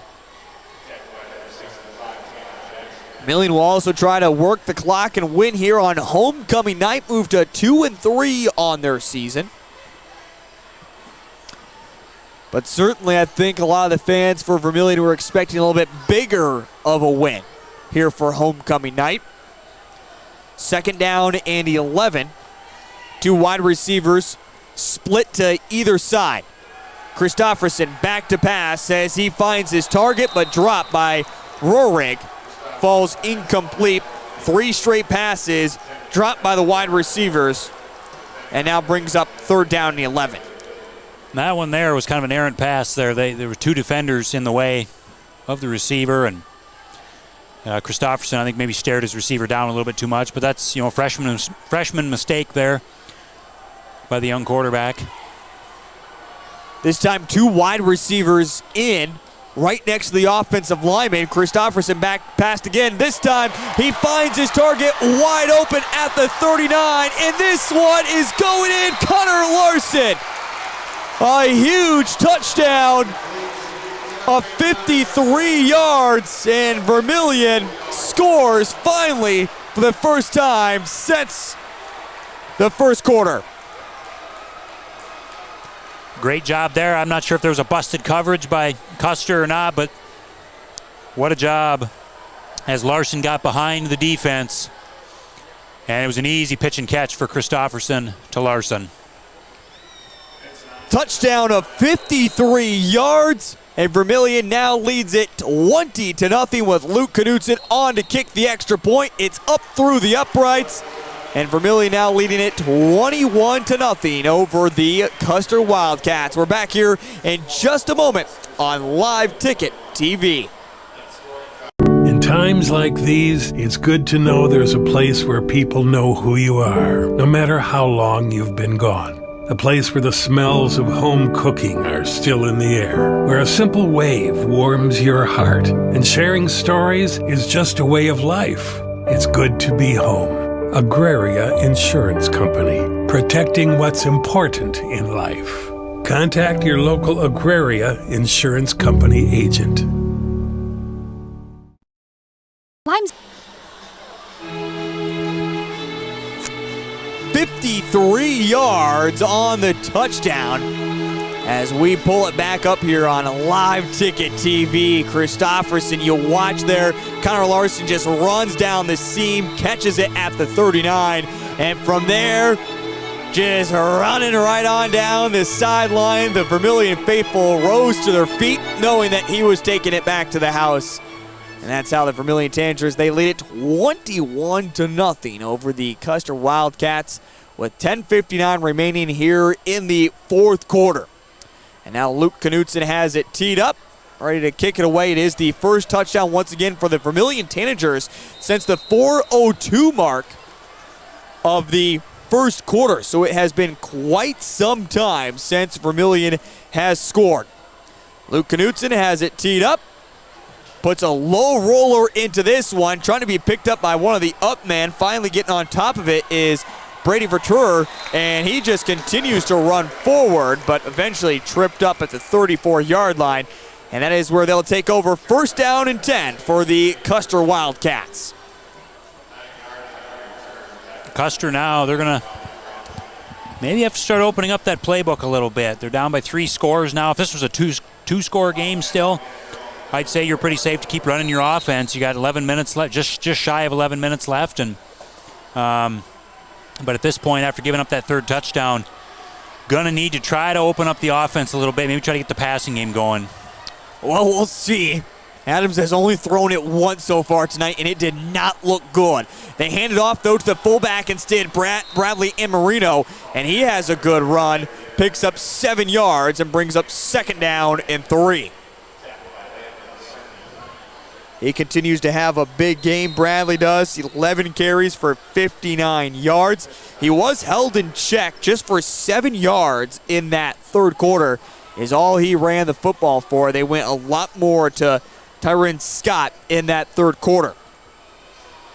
Now on 2nd down and 8, the Custer Wildcats finally break the huddle. The clock is not running, finally goes here. 10:30 and running in the 4th quarter. Adams back underneath center, back to Bradley they go. Bradley pushes the pile forward, and he's going to get enough for a 1st down as he picks up 3 yards. 12 carries for 62 yards, just over 5 yards a carry that he is averaging so far tonight. His biggest carry has been of 13 yards, nothing more than that. Also, by the way, some good scores as you can continue to see them go across the bottom of your ticket, or excuse me, bottom of your stream here on Live Ticket TV. And Class 11A, good one going on between Lennox and Beersford. It's 21-21 there, halfway through the 2nd quarter. This time they're going to hand it off, trying to find some space along the far sideline, and pushed out of bounds at about the 40. A pickup, this time of 16 yards for the new running back in there, Ryder Bailey, and a 1st down. Ryder Bailey, 4 carries for 30 yards for him so far this evening.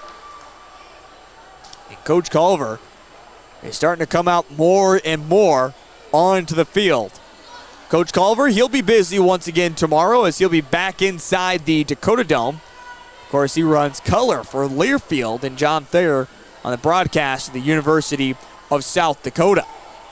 Back underneath center once again.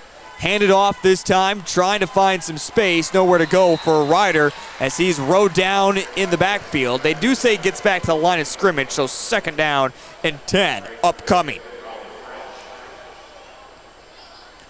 Good stop there by Vermillion and Custer. Again, just methodically running their offense. They haven't really changed anything up. And they have gotten a couple big plays on this drive, though. Nice, good runs on this drive. And they're going to probably just keep running their offense the way it looks. Like you said, they've only thrown the ball once tonight. And yeah, I don't know. At this point, though, you got to start opening up your offense a little bit, I would think. 8:56 remaining in the ball game. As Adam goes back underneath center. This time they go right back once again. And Ryder, the freshman, is up past the 30.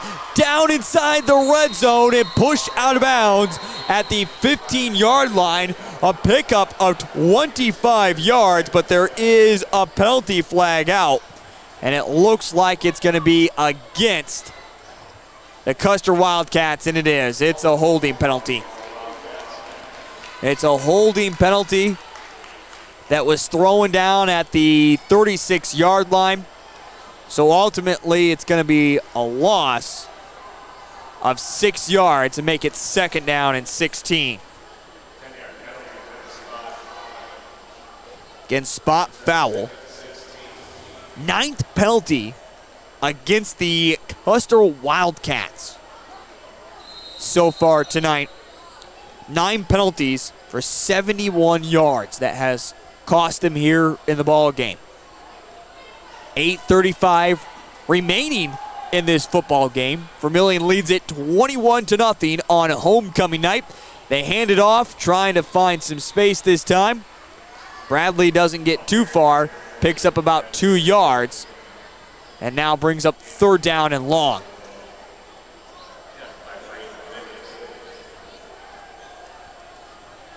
Bradley, 13 carries for 64 yards so far this evening. Again, big thank you to our sponsors and everyone out there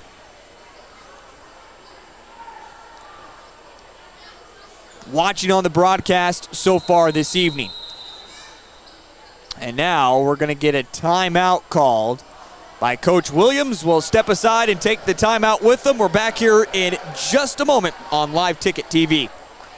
Limestone canyons, flowing waterfalls, and pristine beauty make Spearfish a sanctuary for those seeking the ultimate escape. Outdoor enthusiasts will find top-notch sport climbing, mountain biking, and UTV OHV trails. Guests are steps away from peaceful hiking trails and tranquil streams. Relax and rehash your day's adventure at one of our award-winning local breweries. Finding rest is an important part of any adventure. Lodging in Spearfish comes with a variety of choices, from cabins, B&Bs, and campgrounds to the comforts of your popular brand-name hotels. To find your unique adventure in Spearfish, go to visitspearfish.com now. The innocence of youth. Is there anything any better? But soon they'll be in high school and facing all the same challenges you faced. How to make friends, how to fit in, how to be cool. We want our children to have everything they'll need to live fulfilling and productive lives. Make sure the kids in your family are among the more than 57,000 participants here in South Dakota who take part in high school sports or activities.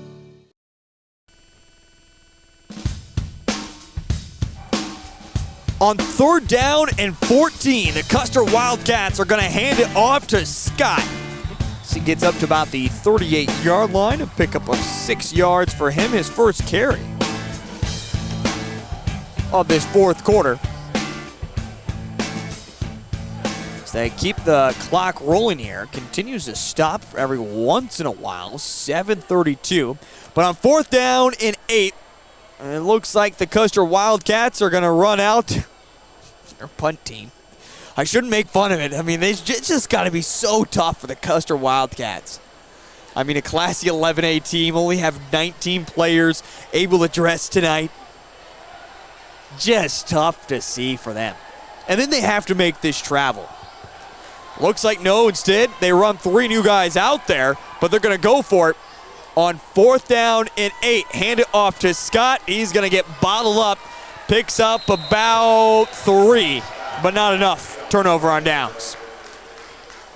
Nice stop there by the defense. Again, Custer just continues to run their offense, and just that simple dive play we've seen all night from Custer, and Vermillion able to bottle that one up and get the ball back with 6:55 to go. And if you're Vermillion, you just need to run your offense, try to get out of here without any more injuries.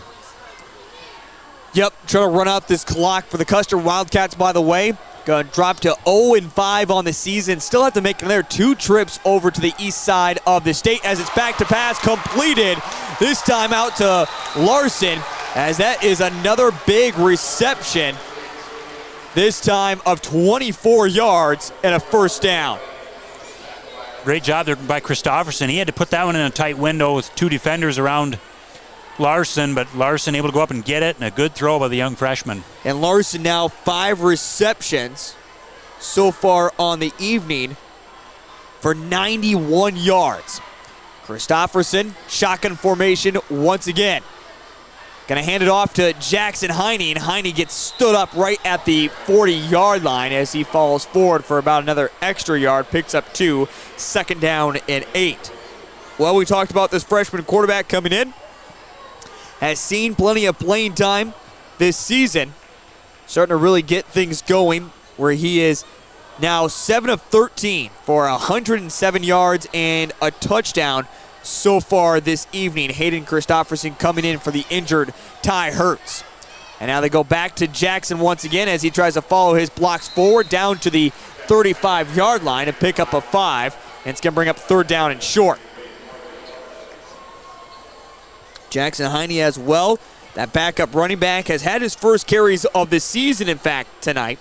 9 carries for 18 yards. Vermillion quickly back to the line of scrimmage with 5:32 remaining here in the football game.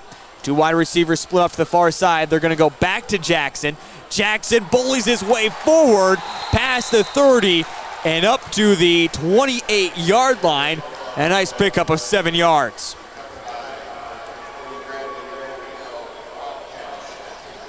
So Jackson Heine really starting to be worked here in this football game. And now, it was a fumble. Fumble by Jackson Heine, I'm sorry. Looked down for a moment, it was stripped loose. So a fumble, and the Custer Wildcats come up with the football and the fumble recovery. So with 5:23 remaining in the football game, Custer will have another opportunity to score some points. Wide receivers split to either side again. For Custer, they do not have really the option of throwing, but as I say that, they're going to do so, and it's going to be intercepted right on top of it this time, breaking 1 tackle and getting down to the 20-yard line. Raleigh French read it perfectly, but there is a penalty flag at the 25-yard line. Let's see if the interception does stand. It looks like it will. Back-to-back turnovers here inside the Dakota Dome. Again, Raleigh French with the interception for the Vermillion Tanagers. It was a false start against the Custer Wildcats, so ultimately that play should have never even happened. False starts are supposed to result in a dead ball immediately, but it works out for the Vermillion Tanagers with the interception. Again, and Vermillion will set up 1st down and 10 now inside the red zone. Ball at the 20-yard line. Christofferson shotgun formation as he puts Heine to his right side. And they're going to fake the handoff. Christofferson keeps it himself, falling forward for just a yard. 2nd down and 9.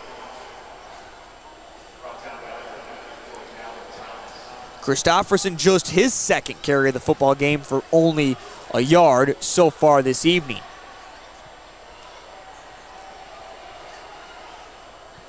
Quickly back to the line of scrimmage for the Vermillion Tanagers, just trying to kind of work out this clock and finish this homecoming night off with a victory. Fake the handoff. Christofferson going to keep it himself. This time finds a lot more space as he's up to the 12-yard line. And it will bring up now 3rd down and 2. Biggest carry of the night for Christofferson. A nice run by the freshman there. Weaving his way through the defense, shedding tacklers. That's nice to see from him. You can tell he's just getting more comfortable out there the more reps he gets. He's always had that problem of just reading the defense, trying to keep things simple. Offensive coordinator and head coach Tom O'Boyle has mentioned that before. So now on 3rd down and 2. They go to Jackson Heine as he's trying to protect the football. Lost his left arm there for a moment. Ball was being carried loosely, but he's able to pick up the 1st down as he picks up 5 yards. So now 1st down and goal for the Vermillion Tanagers. They added 14 points in the first quarter, now looking to add 14 points in the second quarter, trying to make it a 27-0 ball game with 3:35 remaining here in the football game. Heine lined up to the right side, trips off to that right side as well. Christofferson shotgun formation, claps his hands together, fakes the handoff. Christofferson keeping himself, following his blocker right in front. He just followed the big senior, Carter Skaggsburg, right up the heart of the defense, and it's a touchdown using the legs, Hayden Christofferson, and Vermillion now leads it 27-0. A big run there from Hayden Christofferson, back-to-back rushes for him. And Vermillion on to tack on the extra point. On homecoming night, it's had its moments, but in the end, Vermillion is going to try to finish this off. Now, there was a penalty flag on the run. It went against the Custer Wildcats. I believe they're going to decline it anyways. Or is this one going to be assessed on the kickoff? Officials are taking their time with this one. It is going to roll over to the kickoff. All right, thank you. And now the Luke Knutson extra point upcoming. Lining up the soccer player. Vermillion boys saw a 9-0 victory last night against the Dakota Valley Panthers. And the extra point is up. And this one is good. Vermillion leads it 28-0 over Custer with 3:21 remaining in the football game. We're back here in just a moment on Live Ticket TV. This is what matters. This is beyond X's and O's. This is the difference mutual respect makes. This is what character looks like. This is what defines us in South Dakota. This is sportsmanship. School sports, it's not the outcome that matters most, but the way the games are played. This message presented by the South Dakota High School Activities Association and the South Dakota Interscholastic Athletic Administrators Association. Let's be real. You work. You worry. You wait. You wonder. These are the challenges of life on the farm. As a community bank, First Bank & Trust understands this rural reality. They're big enough to help ag producers grow for the future and small enough to get to know you right now. Our ag bankers have ag backgrounds, which means we'll help you work through the tough years and make the most of the great ones. First Bank & Trust. Real banking, real easy.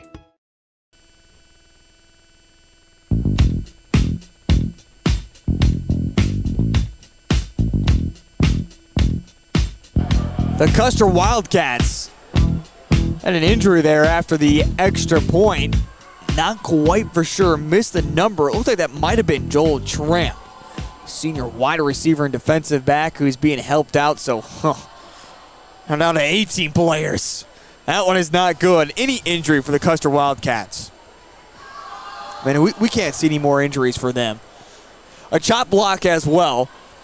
So if Custer would like to send out the kicking team, they certainly can, unless Luke Knutson is just going to put a roller on the ground. If I was Luke, my only opportunity here on this kickoff would be to try to put it through the uprights. Have some fun with it.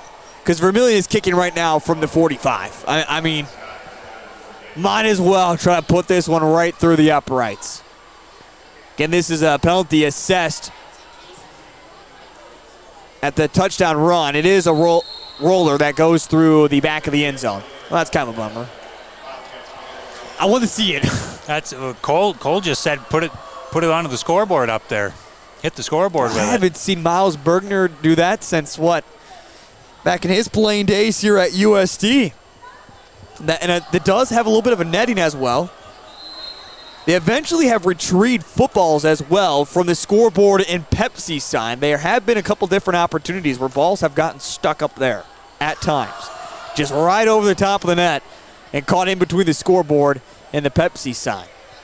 3:21 remaining here in the ball game for the Custer Wildcats. Enjoy the moment. Have some fun out there. And they'll finish off probably this ball game. No, back to pass now. Just his third time tonight, this one will fall incomplete. So again, Adams comes in as the backup quarterback after an injury last week. And just his third throw of the evening has yet to complete a pass. It's now 2nd down and 10. By the way, Custer sets up camp at the 20-yard line after the kick through the back of the end zone. Some Vermillion fans, Custer fans, it looks like as well, enjoying the far side of the bleachers here at the Dakota Dome. Not necessarily open to fans, but usually no one from USD is going to stop you if you venture your way over there. Handoff to Bradley, it looks like. He is going to be wrapped up. No, this is Scott on the carry. So he picks up a yard. 3rd down and 9. Scott has now carried the ball 23 times for 62 yards. Again, the clock rolling. We'll see for Vermillion as well. Looking down here at my roster sheet, we are seeing the second team out there defensively for the Vermillion Tanagers. So, would say we'll see the second team on offense, but the main role players right now have been out there for quite some time. 28-0 with 2:28 remaining in this fourth quarter. Custer fans, stick around. Vermillion fans, stick around. We have plenty coming up on our post-game show as we'll try to catch up with head coach Tom O'Boyle of the Vermillion Tanagers and also see if we can't catch up with Coach Williams of the Custer Wildcats as well here on Live Ticket TV. It was great to catch up with both those coaches during our pregame interviews. Thank you, Coach Williams, for making that time. Of course, Coach OB and I always have a set time at 7 o'clock in the morning on a Wednesday. He's just getting into the office. I'm usually still in my PJs. Actually, technically, workout clothes. I do work out in the morning, and I never take a shower immediately after. I usually get back in home 6:40, sometimes make a smoothie. Punt, this one goes just right up in the air. It's going to take a bounce. Everyone's like, all right, where's this one going to land? Continues to roll just past the 50 down at the 49-yard line. Strawberry smoothie type of guy. Strawberries, protein powder, yogurt, milk, ice. 31 grams of protein, no fat, 32 carbs, 245 calories. Man, you got it down to a science. I got it down to a science. My goodness. If you add too much ice and not enough milk, it becomes ice cream, and you start eating it with a spoon. It does not work during interviews. Sometimes the smoothie starts to get on the mic. But if I hold out long enough, I can start to drink it when I'm talking to OB. Oh, my goodness. Well, I'm not a yogurt fan, so that wouldn't go over well with me. You know, I hear a lot of people aren't yogurt fans. I'll never understand that. I eat yogurt almost every... Is it just the consistency? Must be the texture. I don't know. Yeah. I love yogurt. I've never been a yogurt fan. I love yogurt. So Vermillion out there with the second team on offense.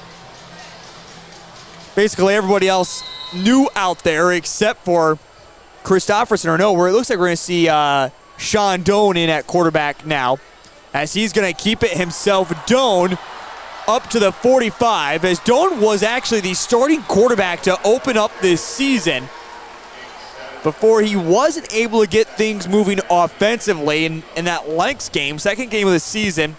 Through the first quarter, he was removed, and that's where we saw Hayden Christofferson step in, and he's had that backup role ever since.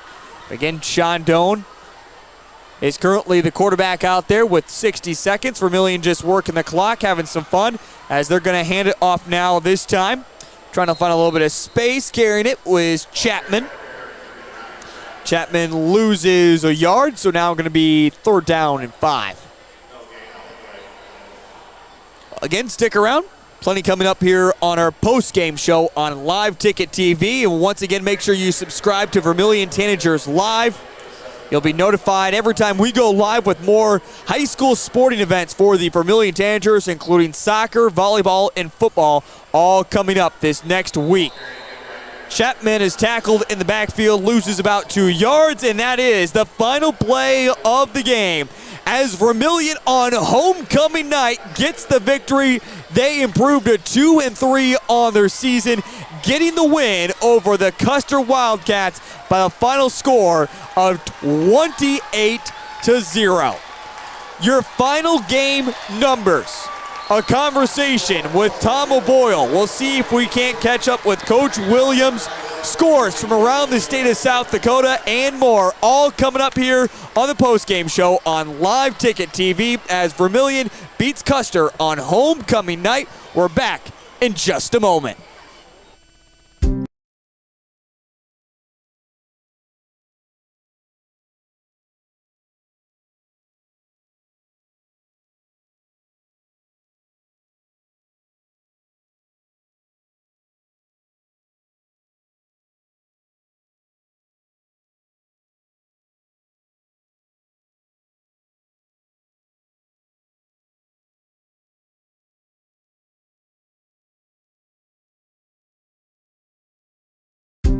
Farmers know crop insurance is essential for managing risk. It's also valuable for maximizing revenue. The crop insurance officers at Farm Credit Services of America have proprietary tools and expertise to deliver the personalized crop and revenue protection you need for the peace of mind you want. Nobody delivers crop insurance like this. Discover the difference by calling 800-884-FARM. Agriculture works here.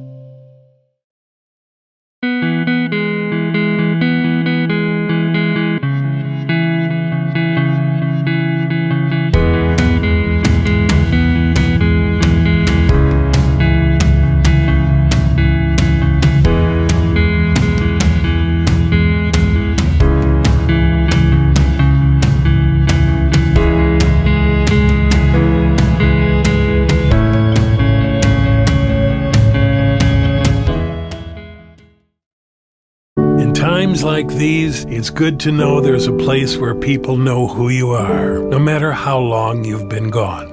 A place where the smells of home cooking are still in the air, where a simple wave warms your heart, and sharing stories is just a way of life. It's good to be home. Agraria Insurance Company, protecting what's important in life. Contact your local Agraria Insurance Company agent. Advertising can be a struggle. Where to spend your money? Are you reaching the right audience? If you are looking for an effective method that reaches a large fan base at once, then here is your spot with Live Ticket TV. With over 65 schools in the state of South Dakota, we can help you find the right market. Plus, you can work with me, Heath, and a portion of all sales made go right back to the school. Get a hold of me today and let's get started in helping build your brand with Live Ticket TV. There's no better organization that gives back to the student athletes than the Booster Club. The Vermillion Booster Club is committed to helping all student athletes grow. Join the Tanager faithful today by becoming a member at GoTanagers.com. While you're there, check out team apparel for your favorite sports team. Like them on Facebook to stay up to date on all the latest information and sports games. Join the Vermillion Boosters today and go Tanagers!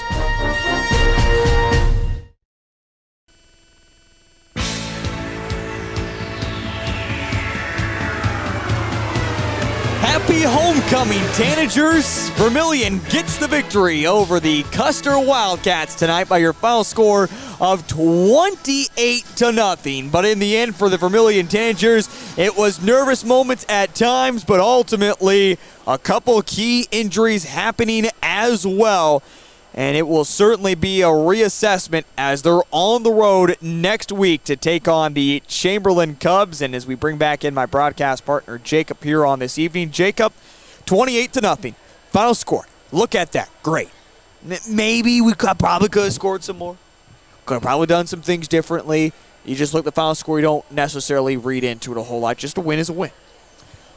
You lose Ty Hurts. You lose Jeremy Crow. Things didn't look good at times, especially in that second and third quarter. Does this feel like a win?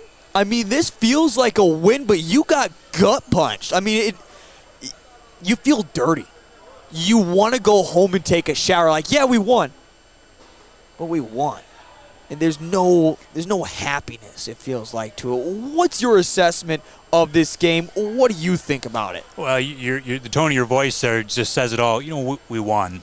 You like to be rejoiceful, and things like that. But yeah, just, man, like you said, you lose your starting quarterback and your starting running back. Obviously, we don't know what the extent of those injuries are going to look like long term, but you hope they can be back next week. But man, I mean, that is going to be tough if you can't bring those guys back next week. Your whole backfield is depleted then.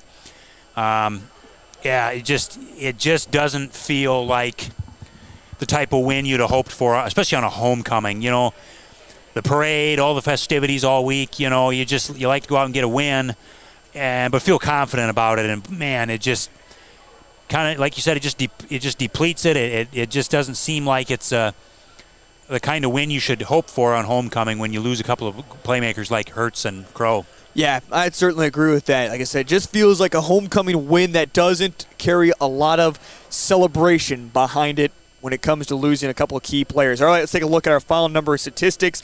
Let's begin with the Custer Wildcats, as again, the passing game was non-relevant. They went 0 for 3 with an interception in there. Otherwise, it was all done with the running attack. Tyron Scott carried the football 23 times for a total of 62 yards. Also in there having a big night, Bradley Marino carried the football 13 times for 64 yards. Ryder Bailey got in on the action for 30 yards as well. In total, a look at 39 carries for 148 yards tonight for the Custer Wildcats. And again, that is their offense. On the opposite side, for the Vermillion Tanagers, first with the injuries, Ty Hertz did just go 3 of 6 in the passing game for 12 yards, rushed for 20 yards. Jeremy Crow had 4 carries for 19 yards before the injuries. Otherwise, in replacement, Hayden Christofferson went 6 of 12 for 107 yards and a touchdown in there as well. Jackson Heine, the backup running back, had 11 carries for 30 yards this evening. In total, Vermillion rushed the ball for 19 times and 72 yards, but a big night for Connor Larson in receiving game. He had 5 receptions for 91 yards, including in there a touchdown. By the way, a big touchdown as well went to Hayden Christofferson, as again, he just had 2 carries for 13 yards in that touchdown for the Vermillion Tanagers as they get the victory 28-0. Well, we're going to step aside. We have plenty more coming up here on the post-game show. We're still going to see if we can't catch up with Coach Williams of the Custer Wildcats. We'll also catch up with Tom O'Boyle and more. That's on the way next here on Live Ticket TV. Agriculture is like no other business, which makes Farm Credit Services of America like no other lender. Owned by the farmers and ranchers we serve, our customers have a voice in how we work, a stake in what we do, and share in our success. Discover a lender that works for you at Farm Credit Services of America. Let's be real.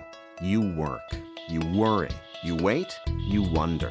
These are the challenges of life on the farm. As a community bank, First Bank and Trust understands this rural reality. We're big enough to help ag producers grow for the future and small enough to get to know you right now.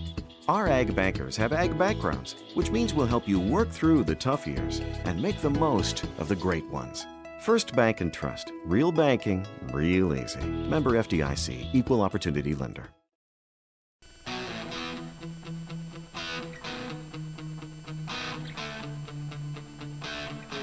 Back here on Live Ticket TV, as we promised, get Coach Williams up here of the Custer Wildcats.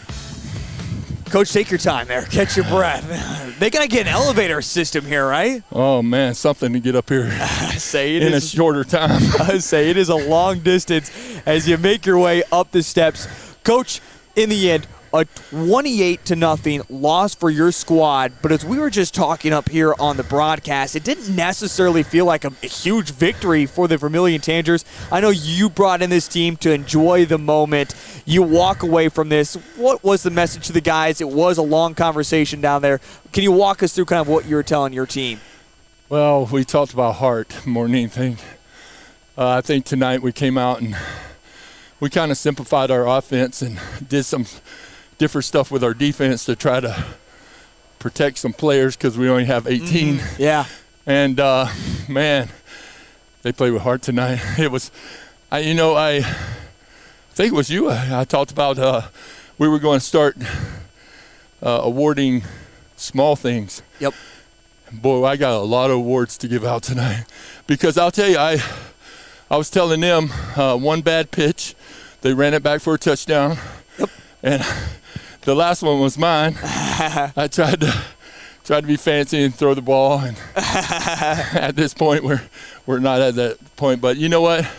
We did a great job tonight. Now I'll kudos to Vermillion. They're a good team. But yeah, the boys, we kind of when we simplified our offense, I think it really gave them confidence in doing things that we've never been able to do. So, and of course we got some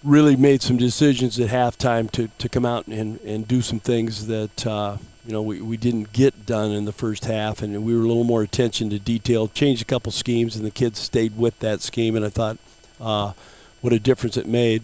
Our defense played well all night. They bent a little bit, but we weren't panicking with the offense that Custer was running. They simplified things going the I formation because they got a young kid that doesn't throw it well, so we were able to squeeze that, and I thought we had a lot of guys playing new positions tonight for the first time, and I think, just from the sideline standpoint, I think they played very, very well. Heath, we'll watch film and get better at that, but now with the opportunity to go to Chamberlain and take our fishing poles, catch some walleye, and go to 3-3, I think that would be a great weekend for us. What time are we going to fish before the game, or we're going to do it afterwards? I got plenty of personal days. Okay. How about we take a Thursday, Friday, we do a Saturday event in there as well. I don't know if I can Zoom a practice or not, but I don't think I'll try either. Now, Coach, we kind of mentioned here in the broadcast, to wrap up the post-game show, this does feel like a dirty win. You want to take a shower afterwards because sometimes there were struggling moments out there, but also 2 key injuries to Jeremy Crow, Ty Hertz. What can you tell us about those type of injuries, and how do you work through that now adversity moving forward here in the future? Well, I think our kids did a great job in the second half. We came out, we looked like we had a different feel, different spark to us second half. We were very, very simple. Playing, and Custer came in, and to their credit, played a great football game. And their kids play hard; they don't quit. They did some nice things. This was their chance to play in their, in a Super Bowl, so to speak, for them. Travel across state and get to play in the Dome. So I thought their kids played hard the whole football game, and I was proud that it was give and take. You saw an awful lot of freshmen and sophomores playing football tonight.